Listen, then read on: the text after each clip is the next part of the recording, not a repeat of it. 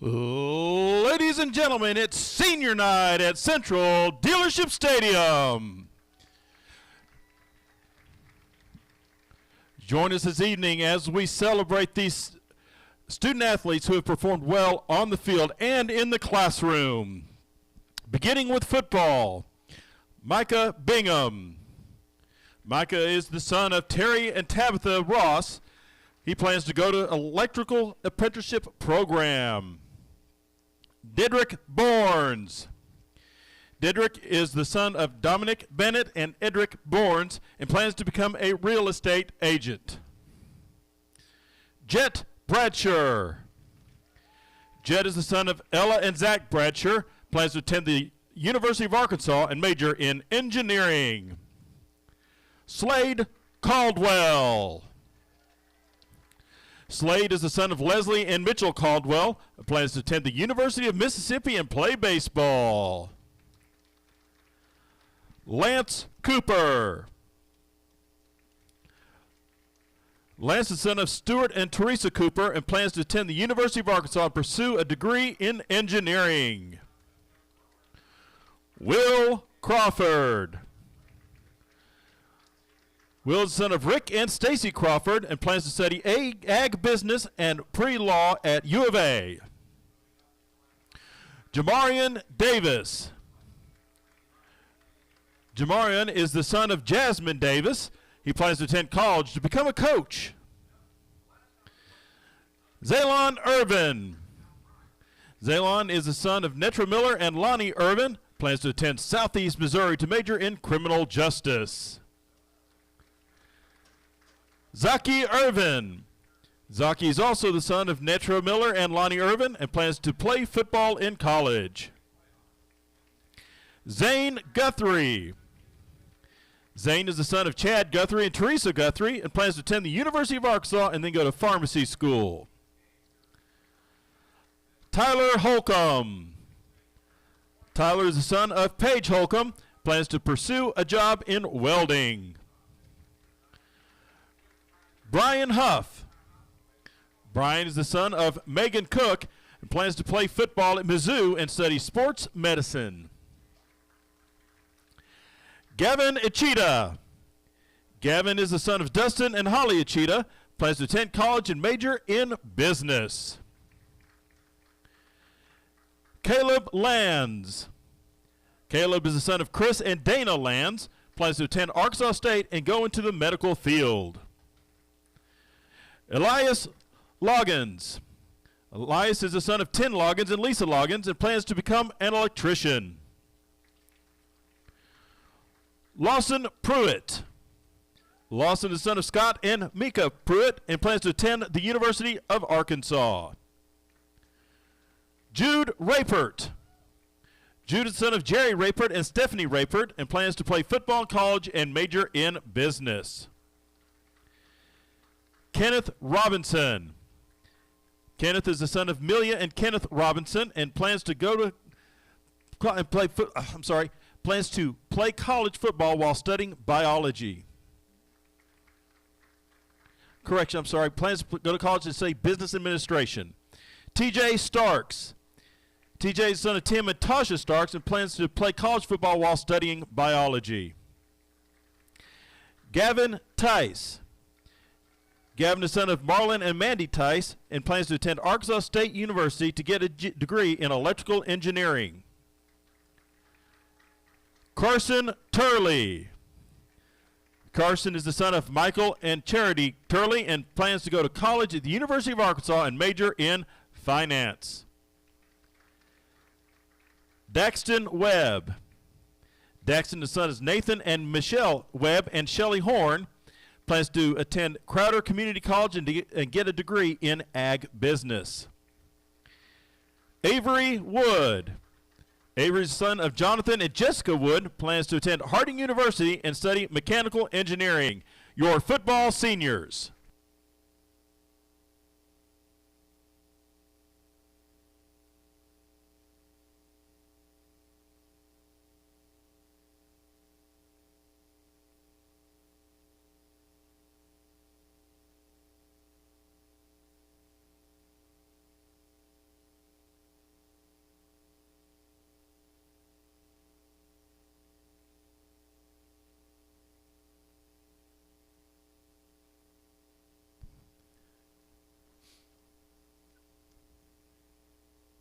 And now, ladies and gentlemen, your cheer seniors. Ellie Barnes. Ellie is the daughter of Beth and Jason Barnes, plans to attend and cheer at Northwest Community College and pursue a degree in pharmacy. Addie Brown. Addie is the daughter of Kim Delaney, Thomas Brown, and Lana Redmond, plans to attend college to pursue something in the medical field. Ren Chavers. Ren is the daughter of Mark and Buffy Chavers, plans to attend college and plans to be a physician assistant. Gabrielle Craig. Gabrielle is the daughter of Brad and Cassandra King, Mitch and Chris Craig, and plans to attend college. Emma Claire King. Emma Claire is the daughter of Brad and Cassandra King, plans to attend the University of Arkansas and major in business. Savannah Morgan. Savannah is the daughter of Robert and Melanie Morgan, plans to attend the University of Tennessee to pursue a major in interior architecture. Ava Grace. Ava is the daughter of Mike and Beth Phillips, plans to attend college and pursue a degree in the medical field. Savannah Pickle. Savannah is the daughter of Sid and Suzette Pickle, plans to attend college and major in construction management. Sophie Puckett. Sophie is the daughter of Bob and Laura Puckett, plans to attend college to become a medical professional and carry out medical missions. Your cheer seniors. And now your dance seniors. Emma Hadley. Emma is the daughter of Eric and Alicia Hadley, plans to go to pre-med in college and become an OB-GYN. Hannah Heineman, dance, golf, and tennis, is the daughter of Brian and Ginger Heineman, plans to attend college and pursue a career in dentistry. Caitlin Kennedy. Caitlin is the daughter of Melissa and Jeremy Kennedy, plans to attend college. Addison Pierce. Addison is the daughter of Julie and David Doris and Jonathan Pierce and plans to attend Arkansas State University. Chloe Silas. Chloe is the daughter of Matt and Lori Silas, plans to attend college and medical school to pursue a career in the medical field. Ladies and gentlemen, your dance seniors.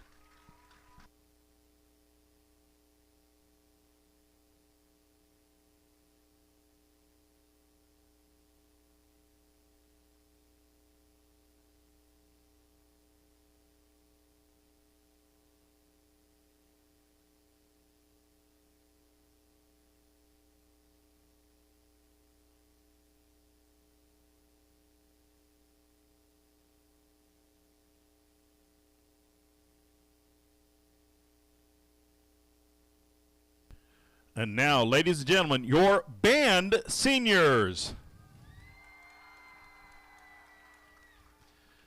Bella Brown. Bella is the daughter of Tammy and Jerry Brown, plans to attend A-State and major in pre-veterinary science or zoology and be a part of the A-State band. Jade Cottingham.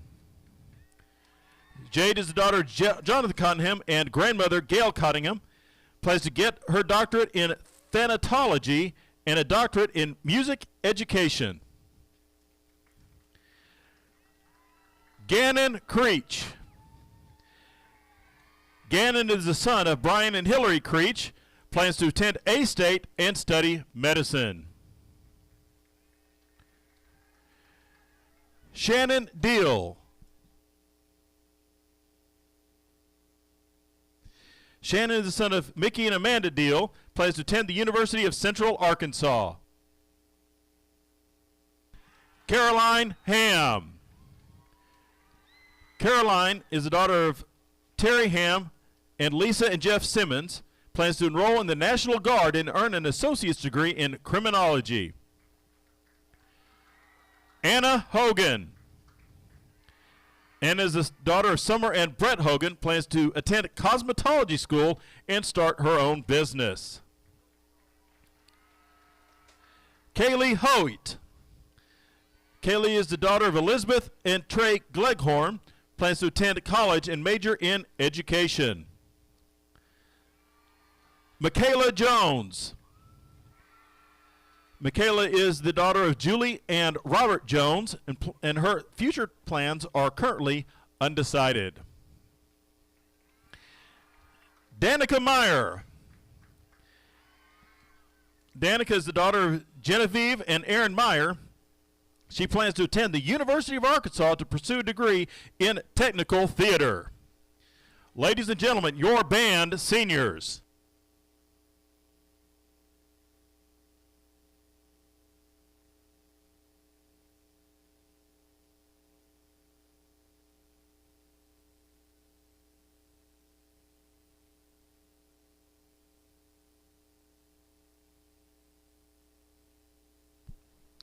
Now, ladies and gentlemen, your golf seniors.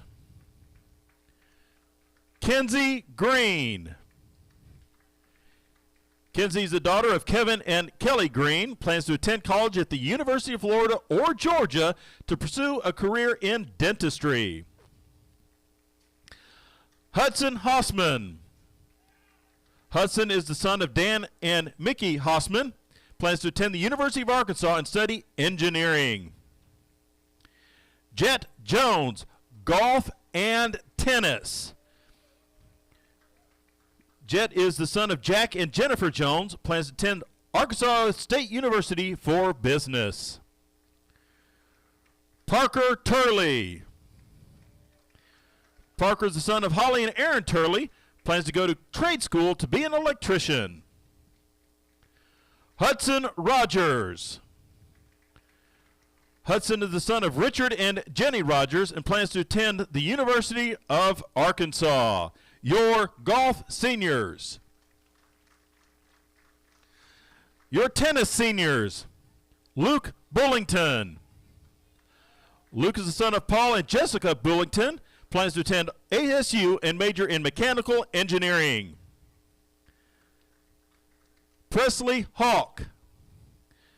Presley is the daughter of Stacy Hawk and Warren Matthews, plans to attend the University of Arkansas and major in journalism with an emphasis in multimedia storytelling. Ava Morgan. Ava is the daughter of Mariah and Mike Morgan, plans to attend college and pursue a career in law. Aiden Rector. Aiden is the son of Cindy and Claude Rector, plans to attend Arkansas State University and major in biology.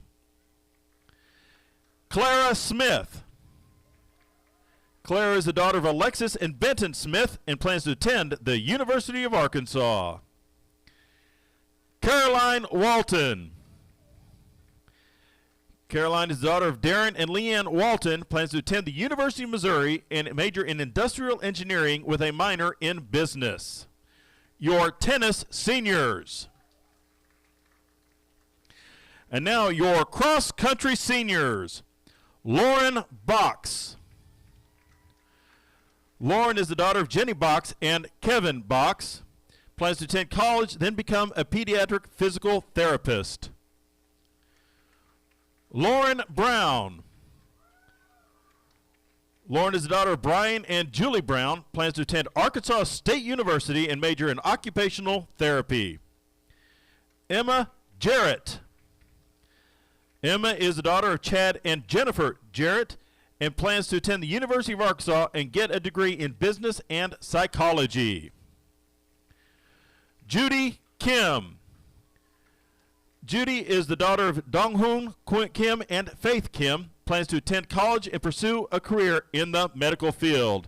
Your cross-country seniors. Ladies and gentlemen, let's have one big round of applause for our seniors.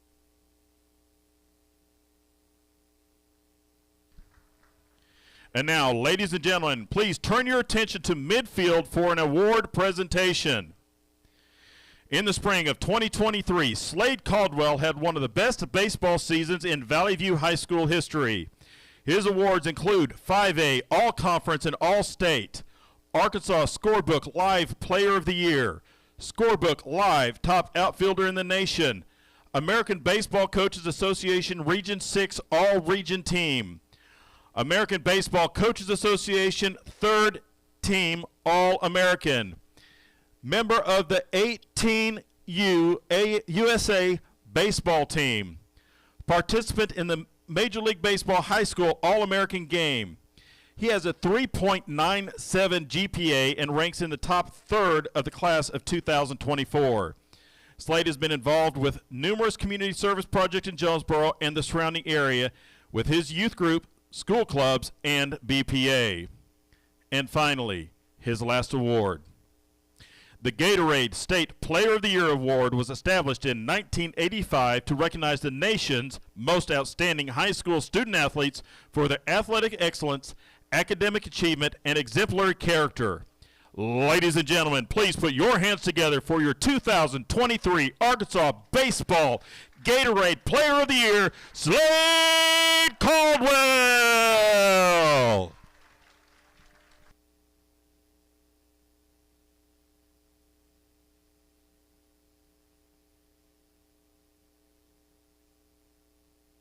Congratulations, Slade.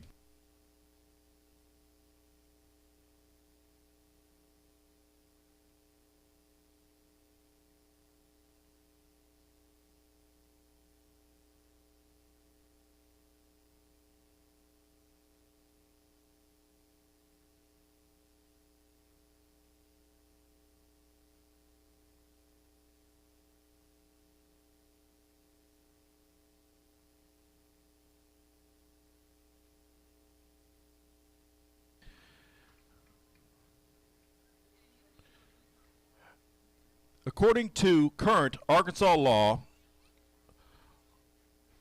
all sporting events must begin with the Pledge of Allegiance, followed by a moment of silence, and then the singing of the national anthem. At this point, would you please stand with me and recite the Pledge of Allegiance? I pledge allegiance to the flag of the United States of America and to the republic for which it stands, one nation, under God, indivisible, with liberty and justice for all. And now for a moment of silence.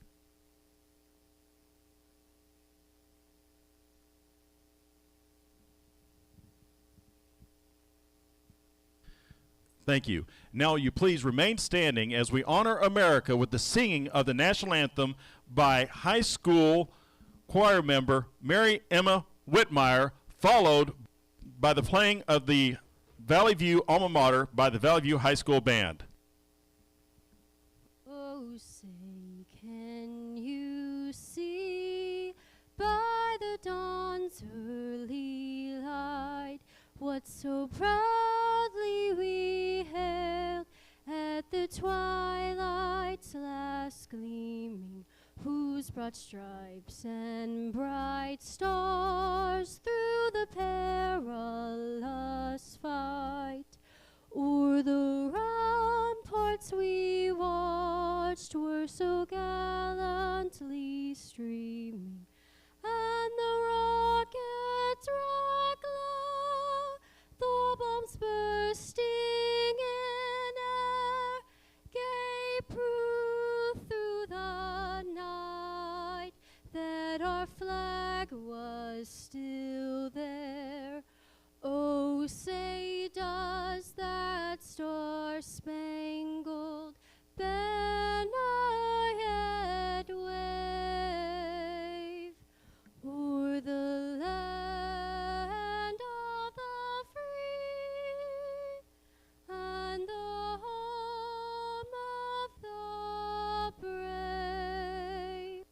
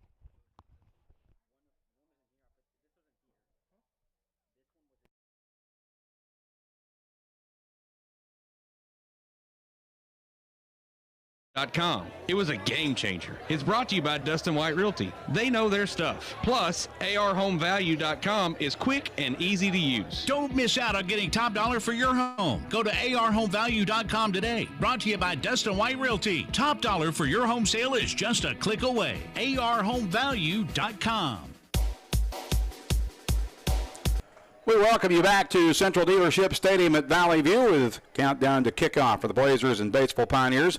Now about 5 minutes away, I'm Randy Myers under the headset, joined now by Coach Jason Smith. And Coach, with the View already having secured at least a share of the league title and the #1 seed in the postseason next week, plus already knowing who their first-round playoff opponent will be, do you feel there's a chance that this team might possibly be caught looking ahead to Maumelle next week? Well, I think in normal circumstances, you might say yes, because Batesville is playing for that spot.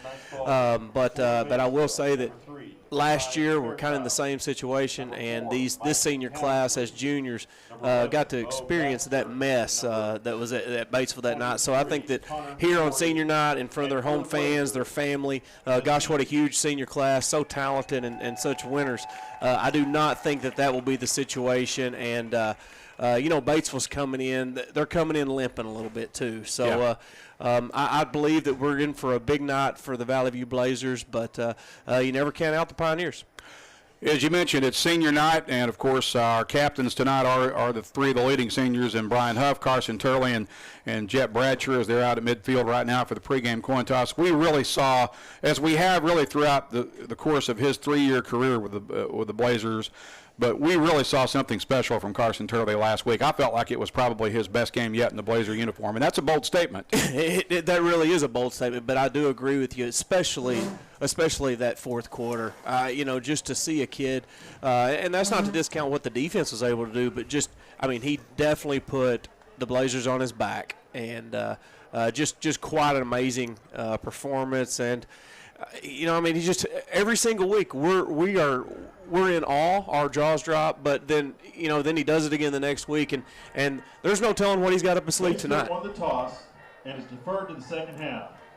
The Blazers. So this is the 10th meeting ever between the Blazers and the Pioneers. Batesville leads the series 6-3, including a 16-7 decision last year at Pioneer Stadium. Valley View's 3 wins in the series came in 2018, 19, and 2021. The Blazers' largest win in the series was a 17-7 win in 2021. Batesville's largest margin of victory occurred in 2016 when the Pioneers won by a 38-0 count. Valley View checks into this game tonight, 8-1 overall, 6-0 in the conference, and the winners of 8 straight. Batesville is 3-6 and 3-3 in 5A East play, and mathematically in the hunt for that 4th and final playoff berth out of the 5A East. Coaches tonight, Sean Cockrell is the head coach for Valley View. He is now in his 10th season leading this Blazer program. Comes into tonight's game with an overall record of 62 wins and 43 losses, with 4 conference championships to his credit now, counting this year's. Ryan Morrow is in his 2nd season at Batesville. He is 11-10 thus far going into tonight's game. Valley View is ranked 3rd in the state in Class 5A by Hootens.com, as well as the Arkansas Sports Media Panel.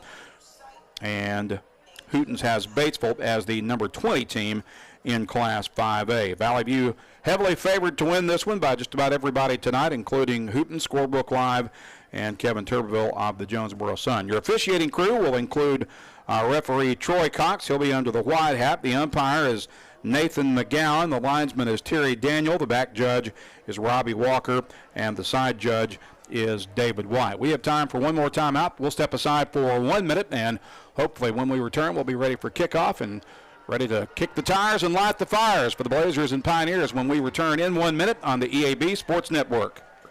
What started with our grandfather and continues its 4th generation today, Glen Sane's history of quality sales, service, and strong personal relationships that have kept our customers and their families coming back for over 69 years. From my grandpa to my dad to us, service after the sale is a big deal. Whether you're looking to buy a GMC, Chevrolet, Buick, or Ford, we look forward to serving you and your family for years to come. Across Arkansas, Farmers and Merchants Bank and the Bank of Fayetteville join you in cheering on our favorite teams. We applaud the extra effort from neighbors like you that make our local schools and activities an integral part of our community.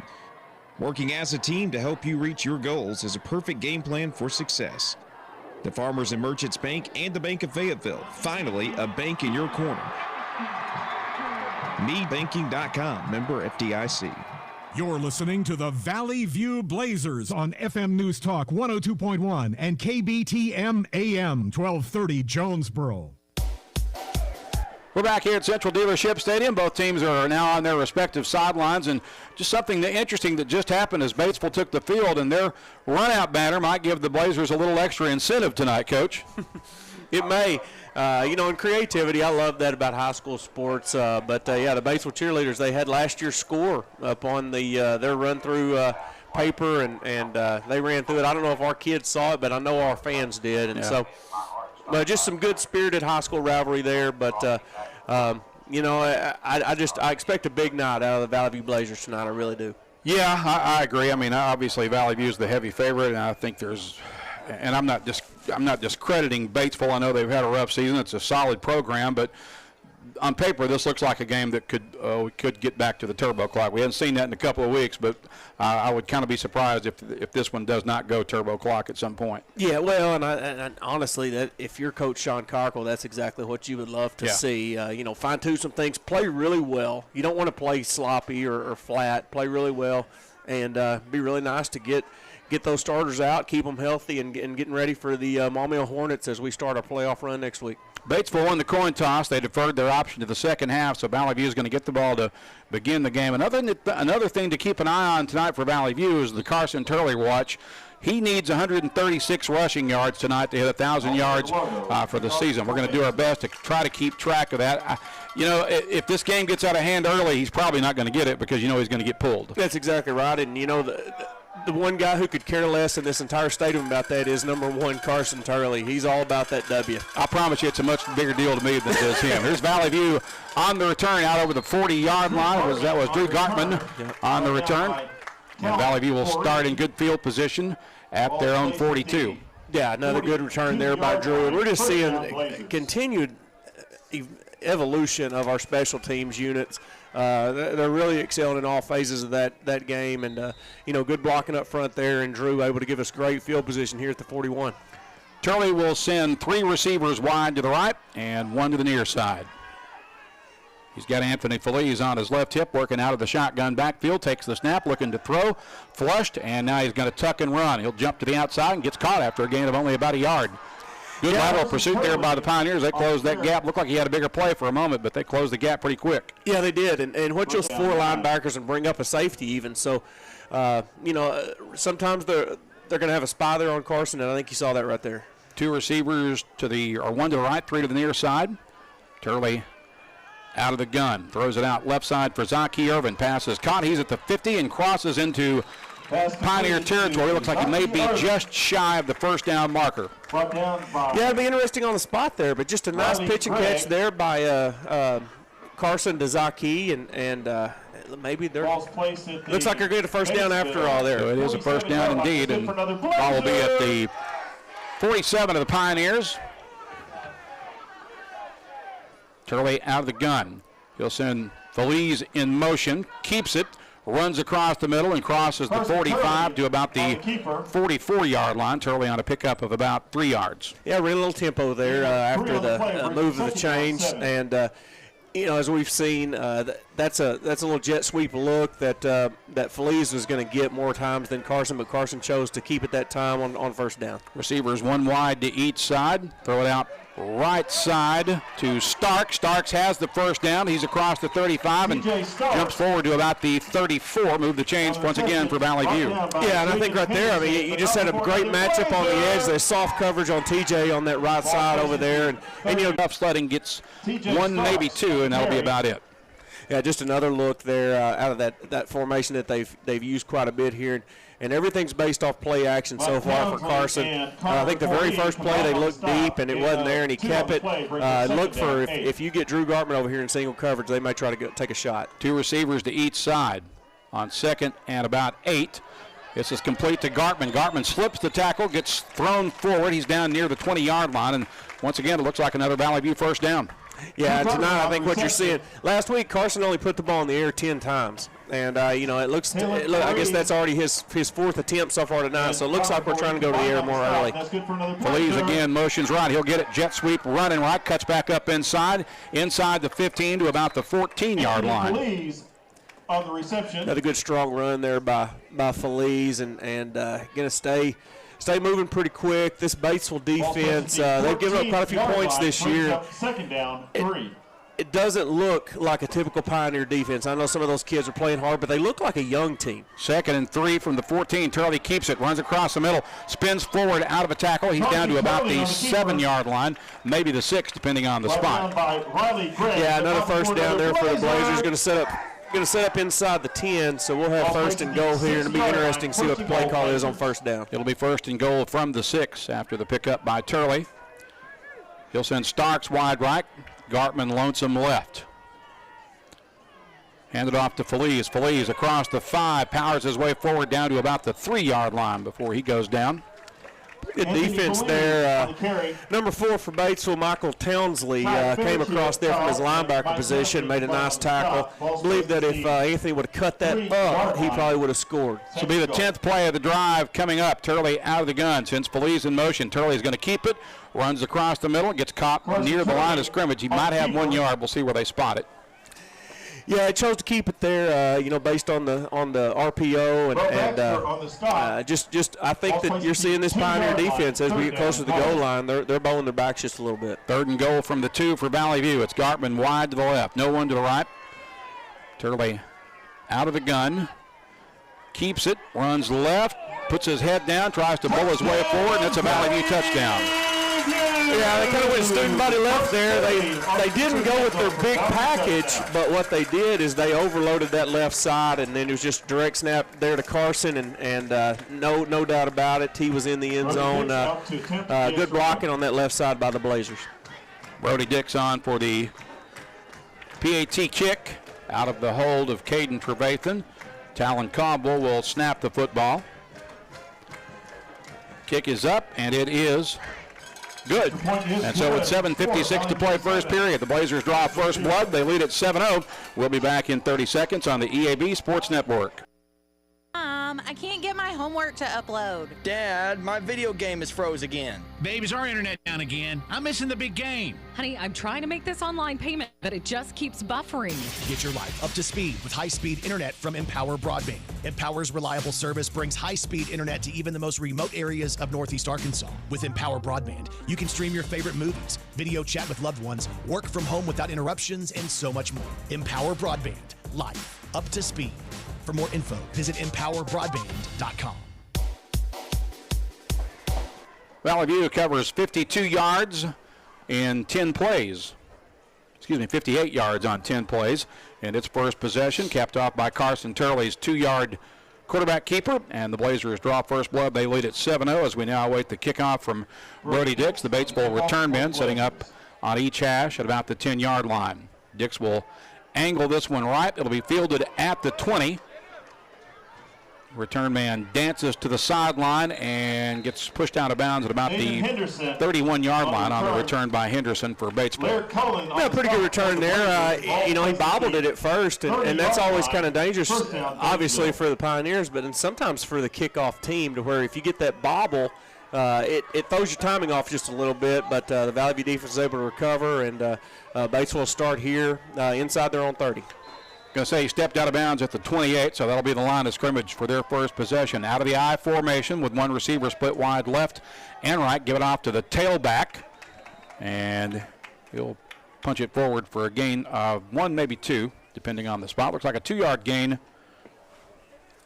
And I think what we'll see tonight from Batesville is they would love to shorten this football game best they can. They obviously did not want Valley View to score first, but that's what you deal with when you defer and you give the Blazers the football. But it'll be heavy run tonight. They do use the fullback, which is a little bit unusual, kind of throwback, but they will have some bootlegs just like traditional Batesville.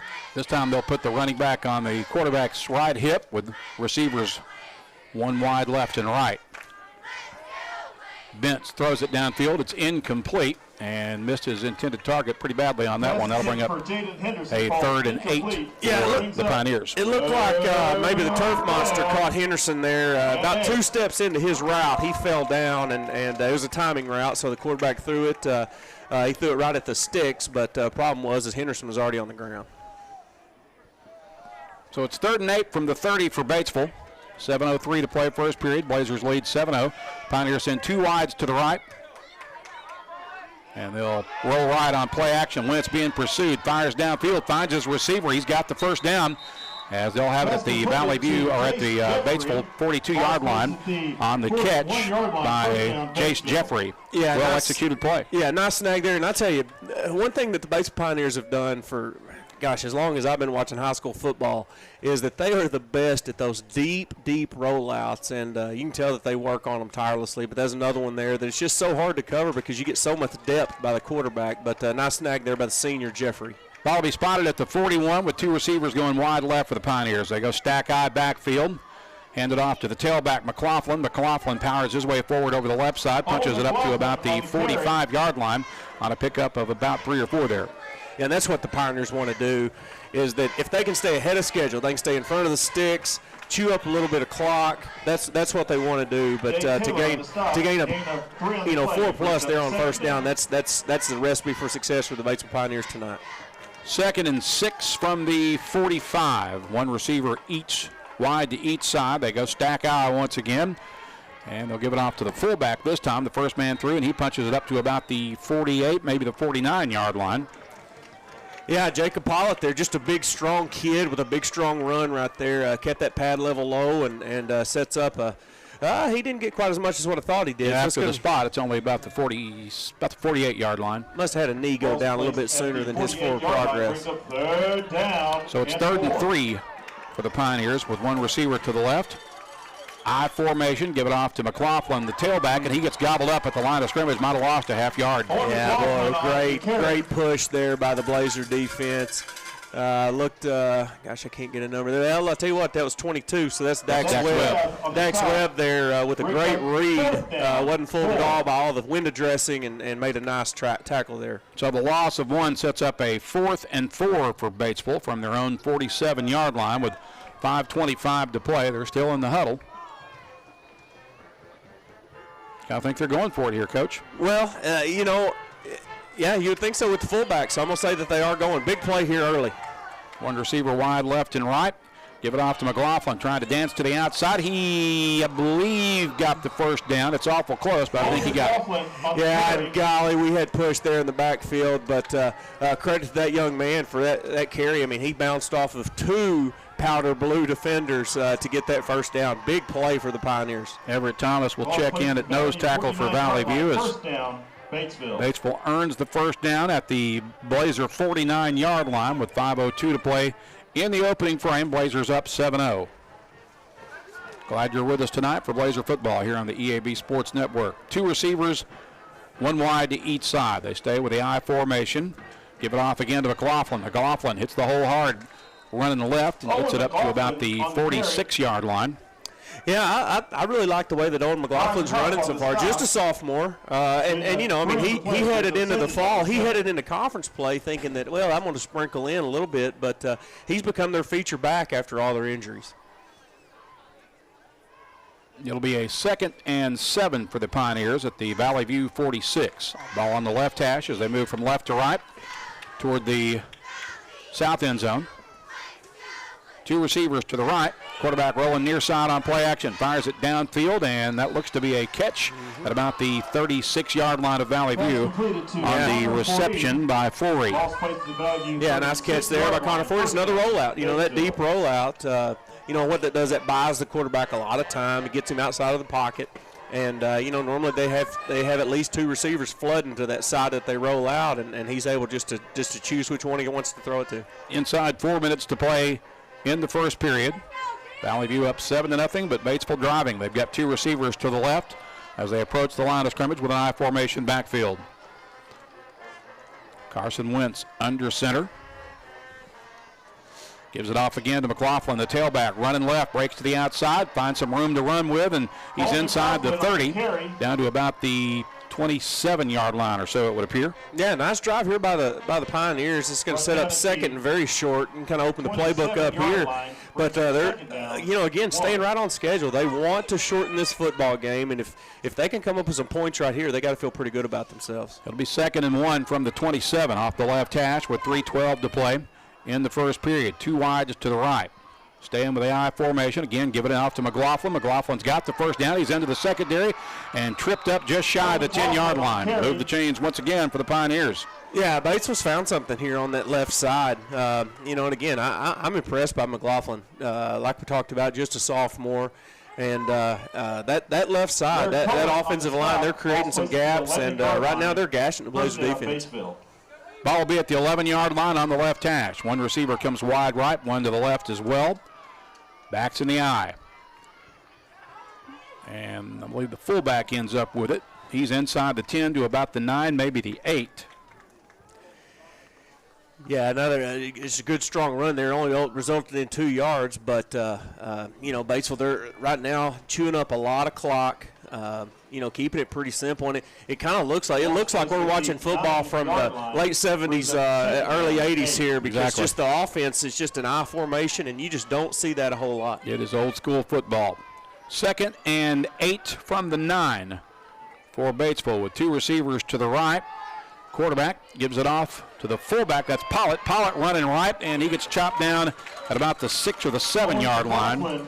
Actually, that was McLaughlin who had it. Yeah, just a stretch play. Just getting out on that edge. The receivers did a nice job blocking. Big third down here for the Blazers as they were able to string that out. Ball will be spotted at the 6-yard line. They can get a first down without scoring, so technically it's 3rd and 5. From the 6, 1:37 to play in the first period. Valley View up 7-0, but Batesville has put together an impressive drive that started at their own 28-yard line. They'll send Henderson wide left. Backs in the eye. Showing it to the tailback. Quarterback keeps it rolling left on the bootleg. He's in trouble now. He fires, gets hit as he throws it, and that's going to be an incomplete pass. Yeah, boy, and I tell you what, really nice play by the Blazer D. Brian Huff was in that backfield. Brian was quiet last week, and so I think that tonight on his senior night, you're gonna hear us talk about Brian Huff quite a bit, number 11, but actually laying the lick there. Brian curled him back inside, and I'm not sure who laid that lick, but what a nice, clean hit that was. So they'll put the field goal unit on the field, and the kicker is Aldo Gallardo, a 5'8", 140-pound junior. He hit a field goal against Valley View last year in their win at their place. Lining up a short field goal attempt here. And the Blazers may have jumped. No flags. Kick is in the air.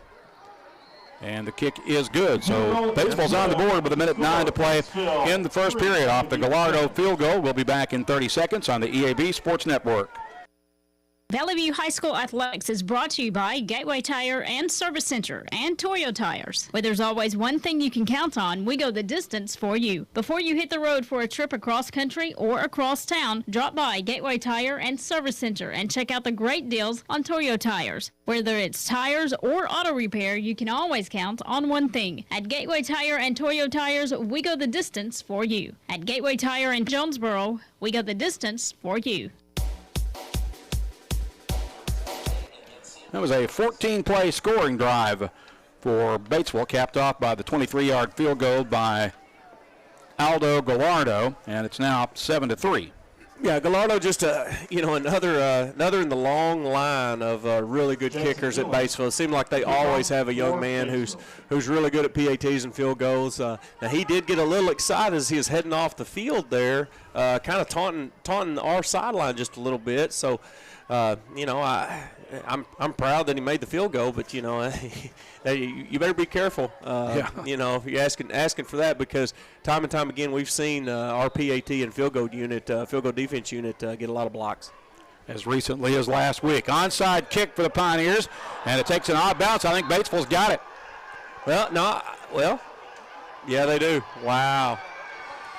It was a perfect bounce, and that wasn't Gallardo. That was actually, I think, one of their offensive linemen, maybe 58, that made that kick. But it put our hands team in a bad spot. Just the perfect bounce up high in the air, had to wait on it, and by the time that ball was nearing, whoever our man was that was there to receive that football got lit up, and Bates was able to recover it. So the Pioneers will have it at the Valley View 45-yard line after the onside kick.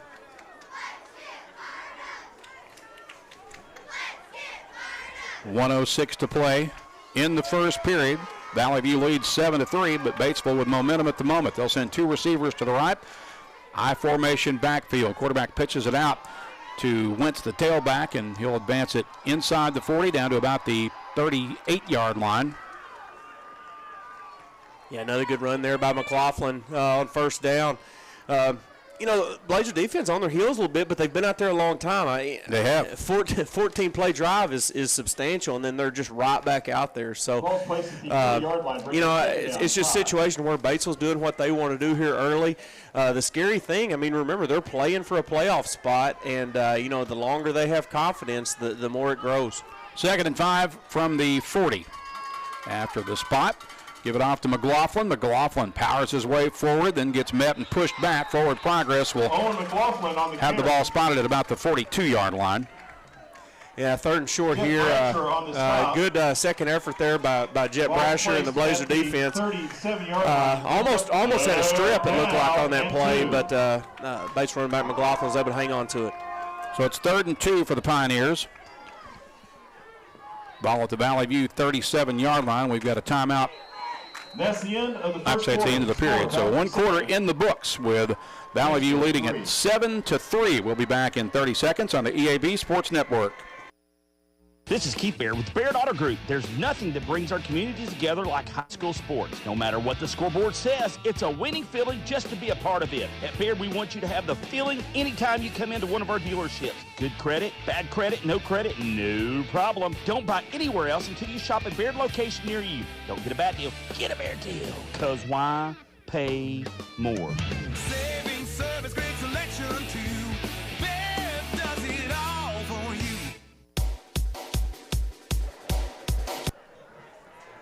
1 quarter in the books already here at Central Dealership Stadium in a fast-moving first period that has Valley View leading Batesville 7-3 at the end of one. And through that first period, Valley View only had the ball one time. It's fortunate for the Blazers that they did put points on the board on that first drive. Yeah, and again, I think that Batesville's goal coming in tonight was to shorten it.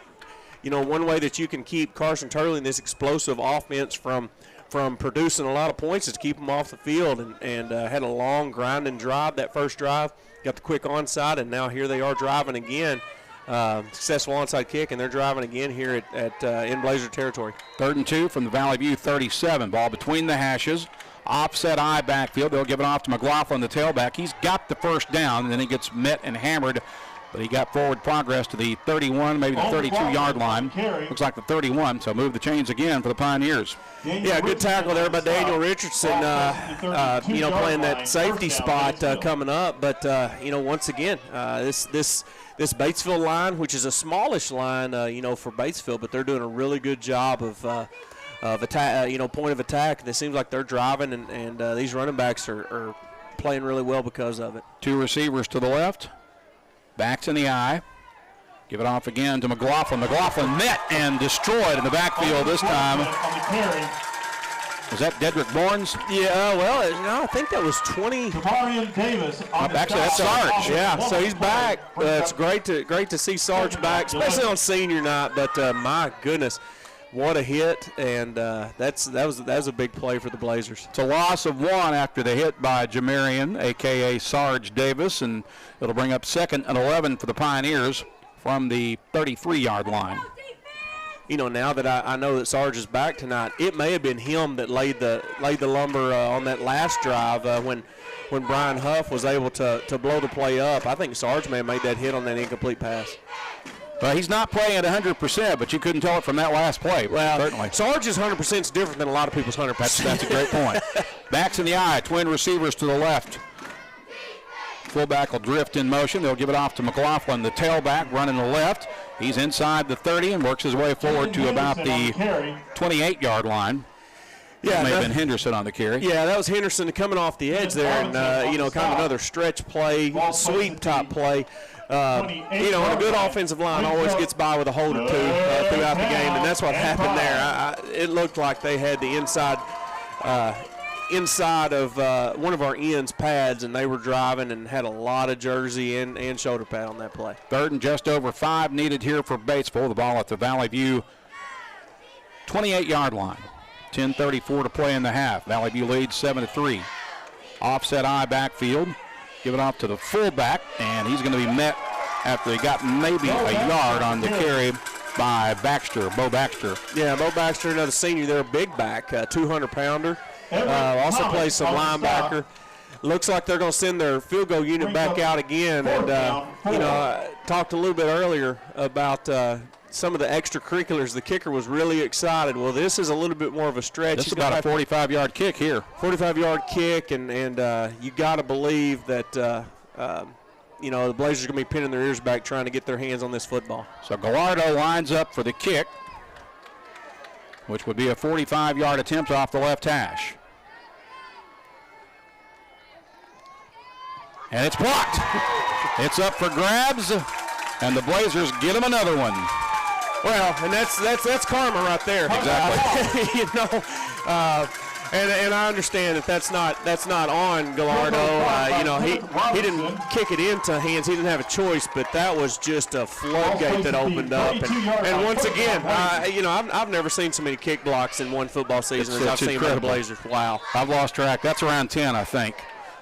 Valley View will get it at the 32 after the block kick. Running the left is Starks. Starks gets the edge. He's on the sideline. He's into Pioneer territory and finally brought down inside the 45-yard line. Yeah, and TJ is a senior. He's going to play football on Saturdays next year, and we don't know where, we don't know the level, but I really believe, as good as he is as a Blazer, his best football is in front of him because he just seems to get better and better. 43-yard line. Ball will be at the 43. Trip receivers to the left, one single receiver, or 3 wides to the right, 1 to the left.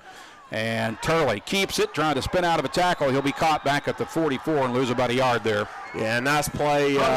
Mason Riggle stayed home on that play. And, Carson, he had a receiver, but, in that trip set, it was going to be minimal gain, so he thought maybe he could make something out of it. But Mason Riggle, that's just a really nice play right there. So it's 2nd and 12 from the 45 after the spot. 2 receivers to the right, 1 to the left. Turley throws it out right side for Starks. Starks gets a block and advances it forward inside the 40 down to about the 38 before he's pushed out of bounds. Yeah, and Andrew Jones, he actually had the block. He was trying to drive outside, and TJ was unable to go inside. He had to go outside, and so he basically ran right into that block. Ball will be at the 39. Meanwhile, we've got a Pioneer shaking up over here near the Valley View sideline. That looks to be Jordan Henderson. Yeah, that's Henderson. Or Jaden Henderson, rather. Yeah, plays both ways, and it looks like a shoulder. Bless his heart. You hate to see it for a kid going both ways, a little bit of Ironman football, but I think it popped out, and he's popped it back in, so just shows the toughness of these high school kids playing football. And this is a Batesville team that's been really bitten hard by the injury bug this year. So we're set to resume play now. Valley View will have it facing 3rd and 6 from the Batesville 39. Ball will be on the right hash with 8:32 to play in the first half. Blazers leading 7-3. It's Gartman split wide right on the short side of the field. Turley is going to keep it running to the short side. He's inside the 40 and pushes it down to about the 35 or 34 before he's pushed out of bounds. Yeah, good pickup there by Carson. It's a new set that we're seeing. It's kind of how that jumbo look, but not using jumbo guys, using the regular receiver core. Really good job up front blocking, and Carson just picked and choosed and was able to get, I guess, about 7 yards there for the first down. Yeah, he got the first down. I didn't think he had it, but he does. So it'll be at the 32 with a fresh set of downs for the View. Gartman is split wide right once again. Turley out of the gun. Power set to the right. Turley looking to throw. Sets up, looking for Gartman. That ball is caught, and there's a flag down. He caught that with one hand. It was about 3 people hanging all over him. He did. He couldn't have caught it with 2 because they had one, but my goodness, Drew Gartman, what an athletic play. That sailed on Carson just a little bit, but, man, it helps to have an athlete like Drew Gartman up there to make a play, high point in that football. Pass interference is obviously the penalty. That's going to be declined. And Valley View will have it with a first down at the 8-yard line. First and goal, Blazers from the 7-yard line. Ball will be at the 7, or the 8 rather, with 8:10 to play in the half. 2 receivers to the right. Give it off to Feliz, who runs straight ahead and powers his way inside the 5 to about the 3. Anthony Feliz on the carry. Yeah, good run there by Anthony. 2-yard line. One thing to watch for is you've got Drew Gartman one-on-one. When they run that set right there, you've got him one-on-one on the outside. Second and goal. Carter on the stop. From the 3. Gartman split wide right. And touchdown Valley View off the keeper by Carson Turley from 2 yards out. Just a really good answer back drive there after the block. I tell you, this offense is tough. They're tough to stop. They can beat you from so many different ways. Score comes at the 7:33 mark of the first period. The second 2-yard touchdown run by Carson Turley of the half, as we now await Brody Dix's extra point, which is up and good. So with 7:33 to play in the half, the Blazers extend their lead to 14-3. We'll be back in 30 seconds on the EAB Sports Network.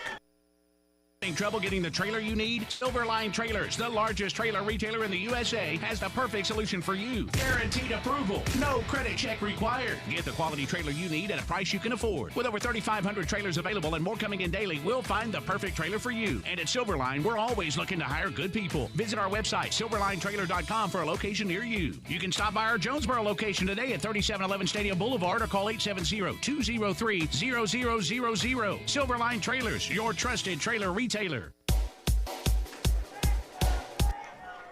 7 minutes, 33 seconds remaining first half as we welcome you back to Central Dealership Stadium. Valley View blocks the field goal attempt and drives the field 68 yards in 7 plays, capped off by Carson Turley's 2-yard keeper. Brody Dix hit the extra point, and it's now 14-3 as we await the Brody Dix kickoff from the 40. Batesville's return men set up on each hash at the 10-yard line. This will be gathered in at the 15. Return man up to the 20 and finally stopped at about the 26-yard line, then gets pushed back on the return by Henderson. On the return, we'll see where they spot the football. Trip Dale. Yeah, and going back to that last drive, one thing that I've always thought was pretty neat about Drew Gartman is, he doesn't show emotion. It doesn't matter if he hits a 3-run homer. It doesn't matter what he does. But when he went up and Odell Beckham, as the kids would say, Odell Beckham that football, he got up and showed some rare emotion and just an incredible play. Now we're going to see if Batesville, now they've got to stay on schedule. They've got to have a drive here. I really believe they need to come up with some points on this drive. 2 receivers to the right. On first down from the 26. Ball may have been on the ground, and it's loose, and Valley View's got it. Yeah, just a huge play, and there again, it's so awesome to see, Daniel Richardson there to come up with that play. Just a junior, but he's played better and better these last 2 or 3 weeks. But right there, he's the right man at the right spot. Ball was on the ground, and now quick change, and this quick strike offense is liable to put some distance between the Blazers and the Pioneers. I can smell it. The Blazers will get it back at the 23 after the Batesville turnover.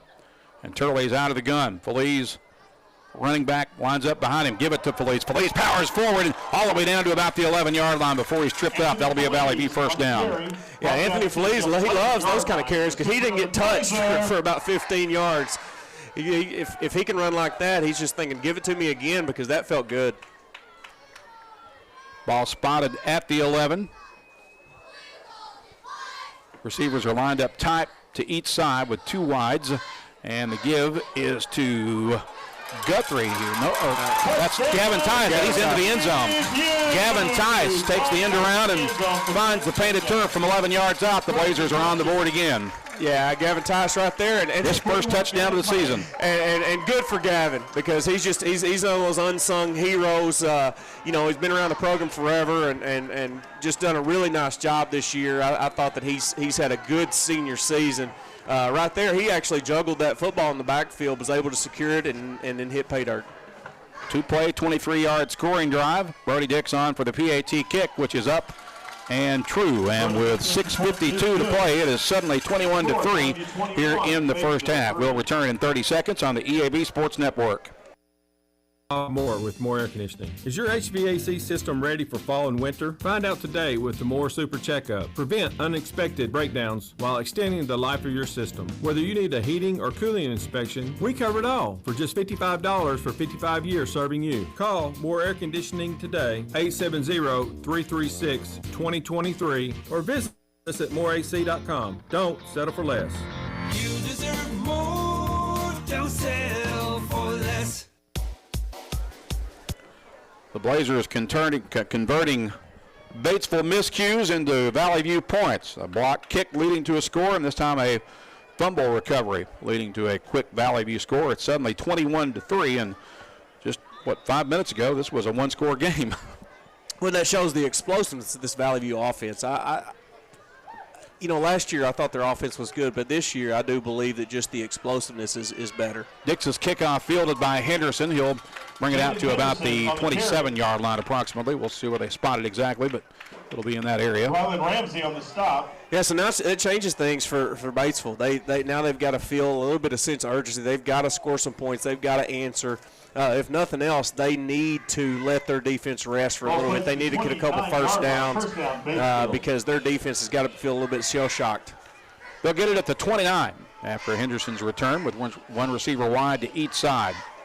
Quarterback Wentz out of the gun and flips it out to the running back out on his flank, and he gets back close to the line of scrimmage, but Jet Bradshaw tracks him down right there, and that's going to be either no gain or a short loss. We'll see where they spot the ball. Yeah, and that play, it looked funky from the get-go.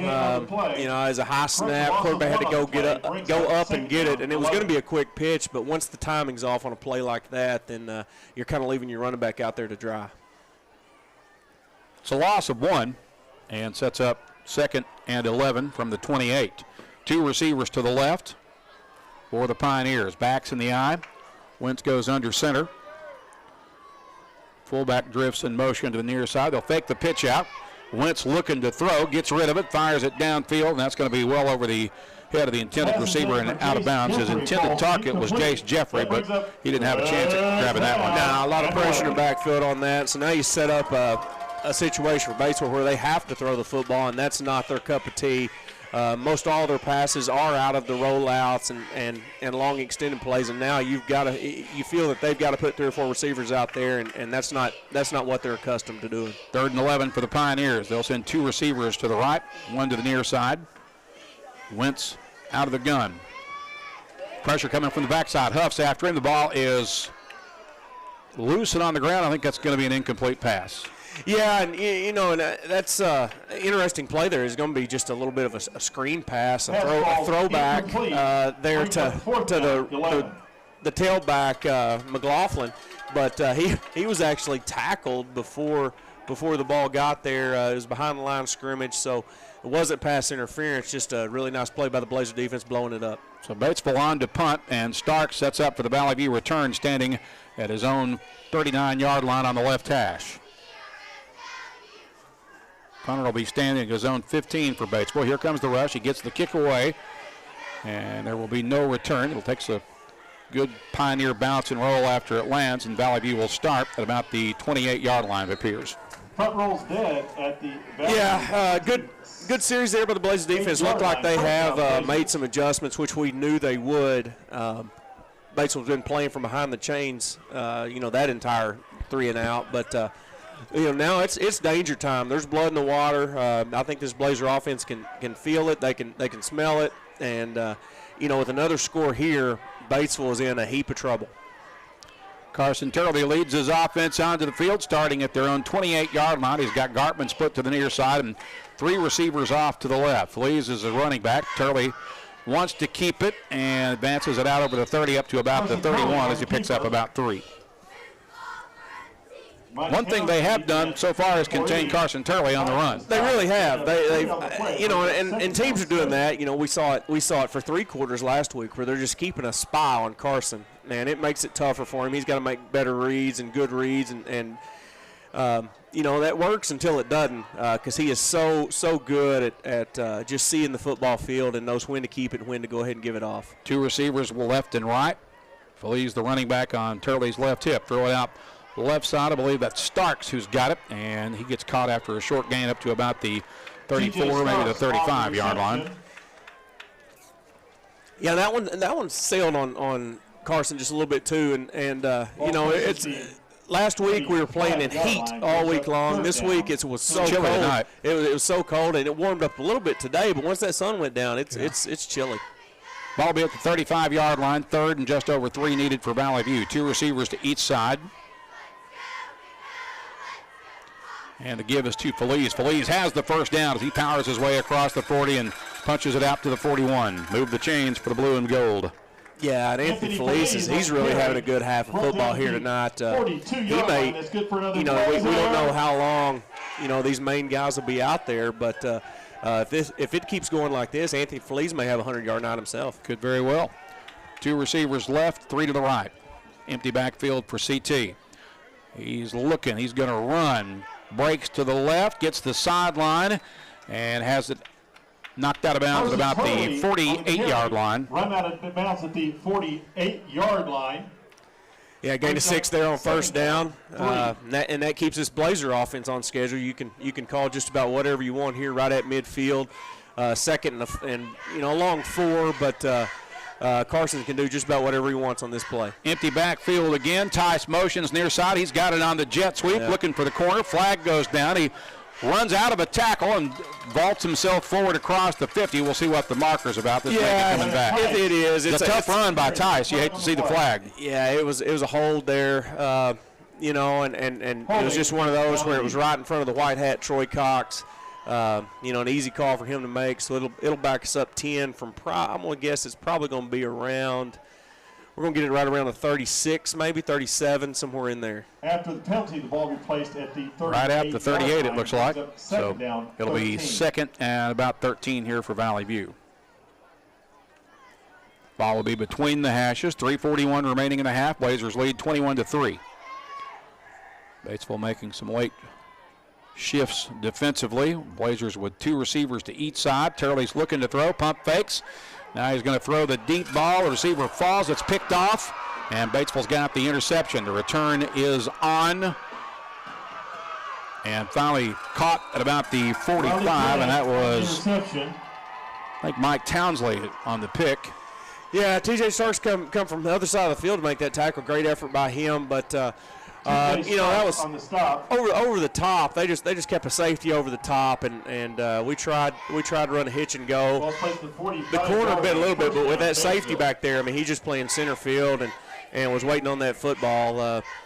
It's a big play for the Pioneers, but again, I think that they are under urgency to score here, because if they don't, it's going to be tough coming back. That was the first Valley View turnover since the Brooklyn game a couple of weeks back, 3 weeks back. Pitch it out to the tailback, Wentz, and Wentz caught in the backfield. He'll lose 1 or 2 yards here on McLaughlin on the carry, and he'll lose a yard.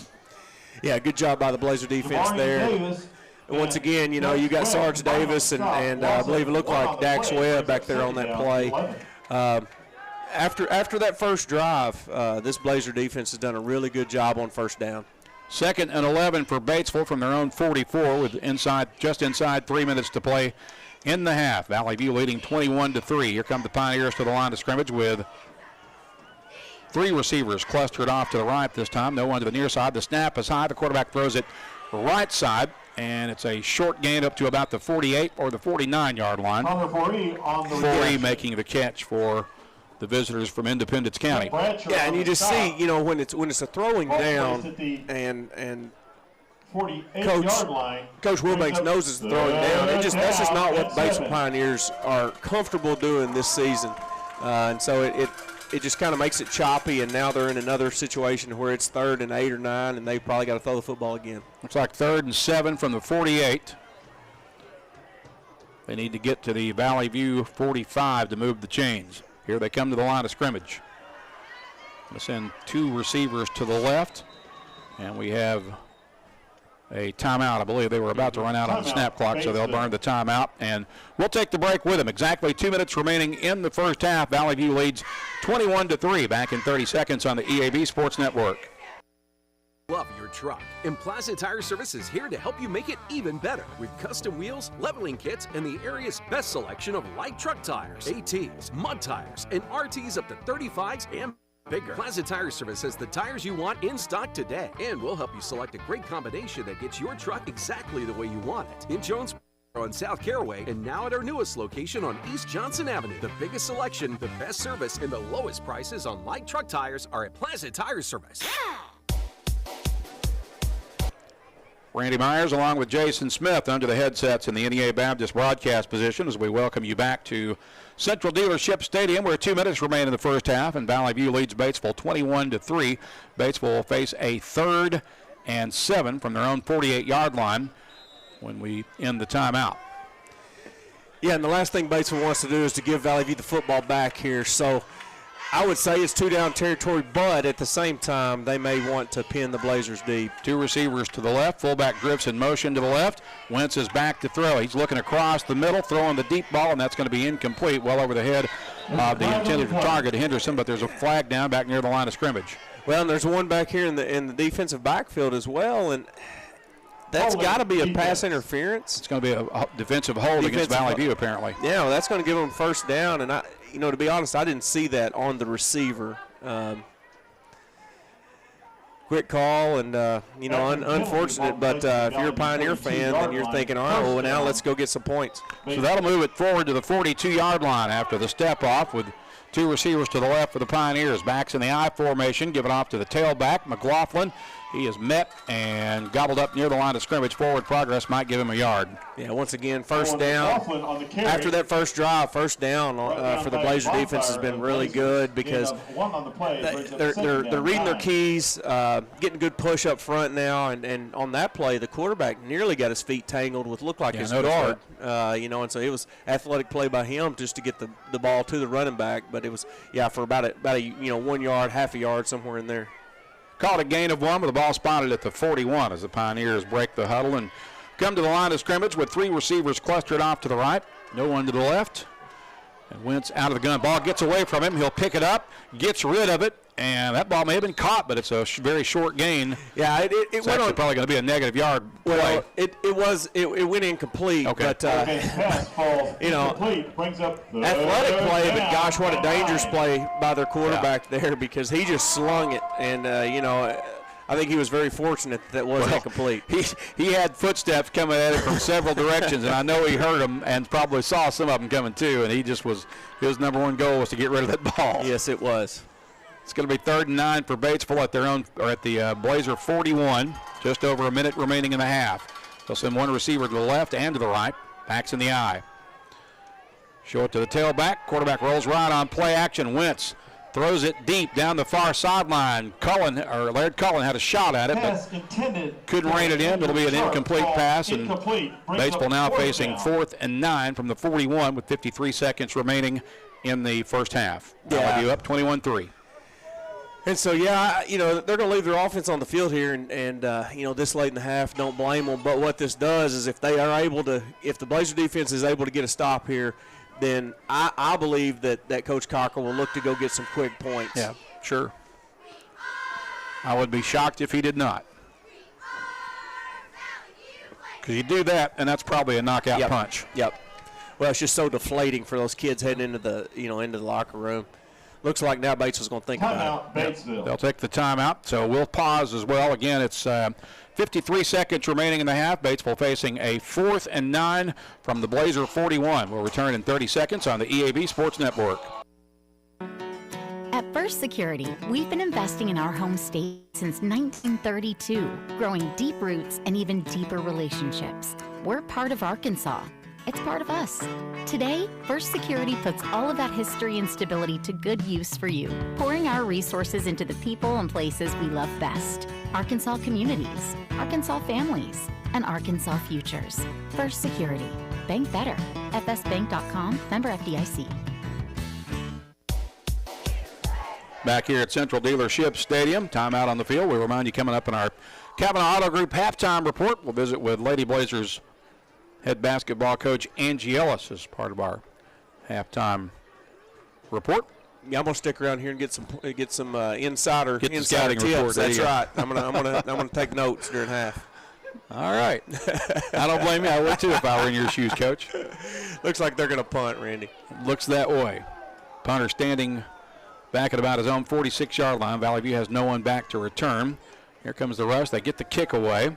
It's a short kick, but it, again, takes a good life after it lands. That's going to be all the way down inside the 10 before it goes out of bounds at about the 8-yard line. So Valley View's got a lot of distance to cover in 46 seconds. We'll see what they dial up here. Yeah, and I think now that changes things, you know, if you're Coach Cockrell, because you do not want to give that sideline over there in the white jerseys any life. So I really would. Now, if you break one here on the first play, then maybe you try to score. But I think they're going to be pretty conservative here and go ahead and take an 18-point lead into the locker room. Again, 46 seconds remaining in the half as the Blazer offense hits the field.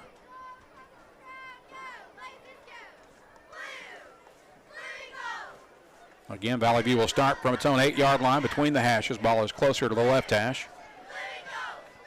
And they're in kind of a victory formation here. Yeah. And Turley will take a snap and take a knee, and probably one more snap, and it'll be the countdown to halftime. Yeah, now dadgummit, Coach Riley, what you're doing here is you're giving Carson negative yards on these. So we're gonna take these off. He's trying to get 1,000, Coach. Come on. So they'll let the clock wind down a bit more before they snap it one more time.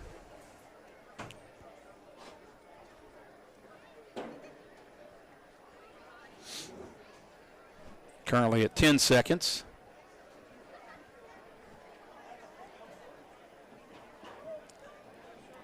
Now they're going to have to snap it again. That was it. That was it. Yep. So that's the end of the first half. That ends the first half, and with 2 quarters in the books, Valley View with an 18-point advantage at the half. It's 21-3. We'll step aside for a 3-minute timeout and back with our Kavanaugh Auto Group halftime report after this on the EAB Sports Network. I'm estate planning and elder law attorney Chad Oldham. More and more often today, I hear clients tell me that the only thing golden about the golden years is that it takes all the gold to grow old. Don't be a victim of rising healthcare and nursing home costs.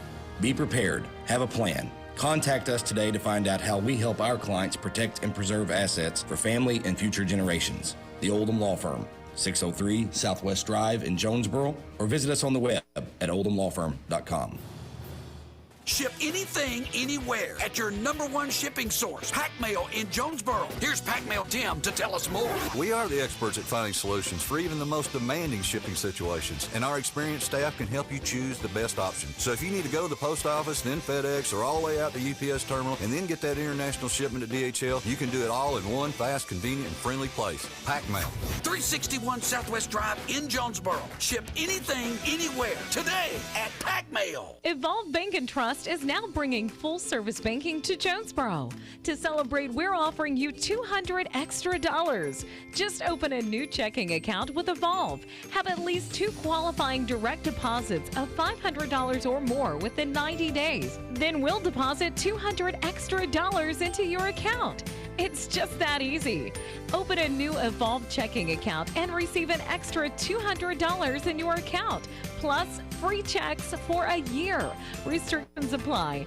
Visit getevolved.com/special promotion for more details, or come in and see us at 111 East Huntington Avenue, Suite A, or call us at 870-933-2480. That's 870-933-2480. Evolve Bank and Trust. Equal housing lender. Member FDIC. Demo's Smokehouse Barbecue on Johnson at Hilltop and on Main Street across from Jonesboro High School. Now, I'm from Memphis and I know barbecue, but there are people from Memphis that travel to Jonesboro to sample, taste, and enjoy Demo's Barbecue. No kidding. They come from Memphis, so no need to go anywhere else. Right here sure the best barbecue is at Demos. Any of the ribs, any of the plates, you can enjoy it all at Demos Smokehouse Barbecue. My mouth is watering. Whether you're replacing an old appliance or remodeling your whole kitchen, the appliances you need are right around the corner with GE Appliances at Tucker's Appliance Superstore in Jonesboro. Shop timeless designs and time-saving features on the appliances that are built to last in the busiest homes. Visit Tucker's Appliance today and upgrade your home your way with GE Appliances and your local experts. Shop Tucker's Appliance today and save. Tucker's Appliance.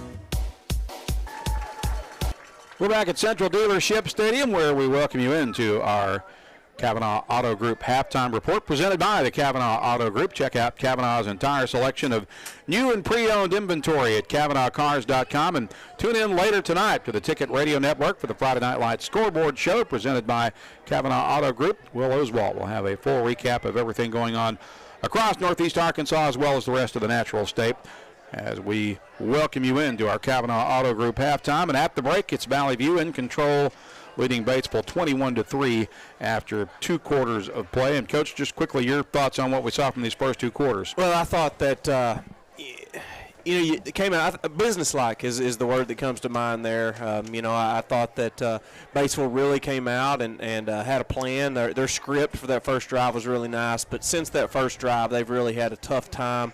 First drive, and then they got the onside, so you think, well, it's going to be a ball game. Valley View's offense is so explosive that it gets Batesville behind schedule pretty quick, and I think that's what you saw. But now if you're Valley View, now it's just about staying healthy, getting the football game over with, and being your outright conference champion.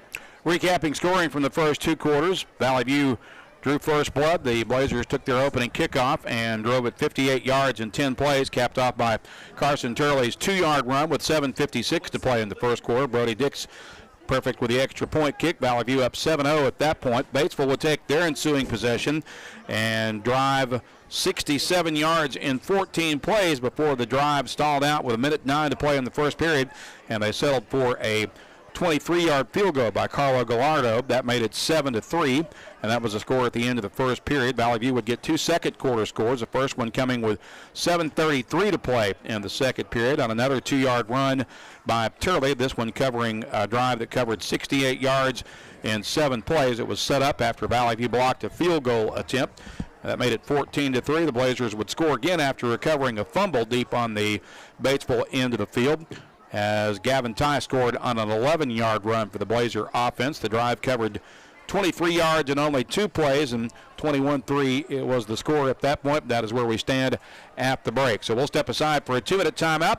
When we return with our Kavanaugh Auto Group halftime report, we'll talk a little Lady Blazer hoops with Coach Angie Ellis in 2 minutes on the EAB Sports Network. Join the Squirrel Squad and join the fun. Teach your children the importance of savings by opening a youth savings account at First Community Bank. There's no minimum to open an account You hear okay? and no monthly service fee. Count to 2 for me. At the current youth savings rate. Members will receive a membership kit when they sign up. Each member that saves over $100 will receive a free Squirrel Squad t-shirt. First Community Bank, where community comes first. Member FDIC. Checking accounts without activity may be charged dormant account fees. Rates subject to change. Central Toyota has your vehicle and your back. And call Central Toyota today to schedule your service appointment. Don't put off tomorrow what can be done today. Central Toyota Service Department is even open on Saturdays. Whether you need an oil change, a tire rotation, wheel alignment, brake service, battery inspection, or engine repair, you can count on the service team at Central Toyota. Next time your vehicle needs maintenance, remember Central Toyota. Schedule your service needs today on Stadium in Jonesboro and online at centraltoyota.com. Put your daily office routines in the hands of people you can trust. Forrest Office Machines, your authorized Sharp document systems dealer in Jonesboro. This is Barry Forrest. My family's been taking care of equipment needs of businesses just like yours since 1965. I would love to work for you today. Put your daily office routines in the hands of people you can trust. Forrest Office Machines, your authorized Sharp document system dealer at 1005 G Street in Jonesboro, 932-7852. Call Forrest Office Machines today. No matter what the season, it's always a great time to go to Wings to Go. Whether it's football, whether it's basketball, whether it's baseball, whether it's wrestling, whether it's anything, the wings, the salads, the hamburgers, everything they have at Wings to Go is always flavorful and it's always ready. All that has to happen is you come down and enjoy them. Happy winging from Wings to Go. You're listening to the Valley View Blazers on FM News Talk 102.1 and KBTM AM 1230 Jonesboro.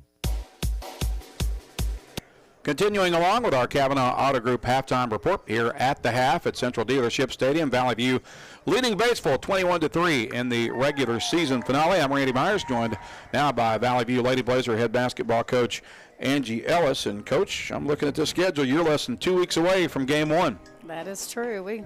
We kick off at Newport on the 16th, and then we're going to go pick up in a couple of games over at Wynn. So that's a tournament over there, or a classic? You know, I'm really not sure if it's a tournament or classic, but I couldn't get the date moved on the 16th with Newport, and so I told Coach Llewellyn over there at Wynn, he was looking for a team, and I said, well, you know, if it works for you, if I could come in and play on that Friday and Saturday, then we would pick up those last two games. And if he said, yeah, I do need someone to come over here and fill that last spot, and he made it work. So how has the preseason gone for you? Well, we've gone at it right at a week now, and you know, we started with with Audrey Butler going out with a knee injury, right? And so really a terrible way to start your year. Yeah. But just looking at this week, I feel like today when we were practicing, I feel like we got a lot of work done this week, which is always good on a Friday when you've had them for 5 days. And I mean, that's kind of your goal, is hopefully by Friday we've got a lot of things put in. Is Audrey's injury a season-ending injury? It is. I was afraid of that. So let's talk a little bit about first of all, how many, I know volleyball just ended a few days ago, so how many players are you getting from volleyball?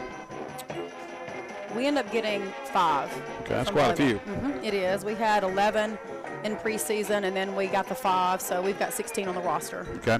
So tell us a bit about the makeup of your team in terms of what you have in terms of, returning starters or players that got a lot of experience last year. I know you lost Jaden Cruz. Of course, she had to move off to, I think, Iowa when her dad got another job, and that's a tough loss right there because that was one of your best players. That was a really tough loss, and Jaden being a raw player that she was in junior high, and then I needed her to fill a spot last year, and she got a lot better as the year went on, and thinking you might have the girl for 3 more years.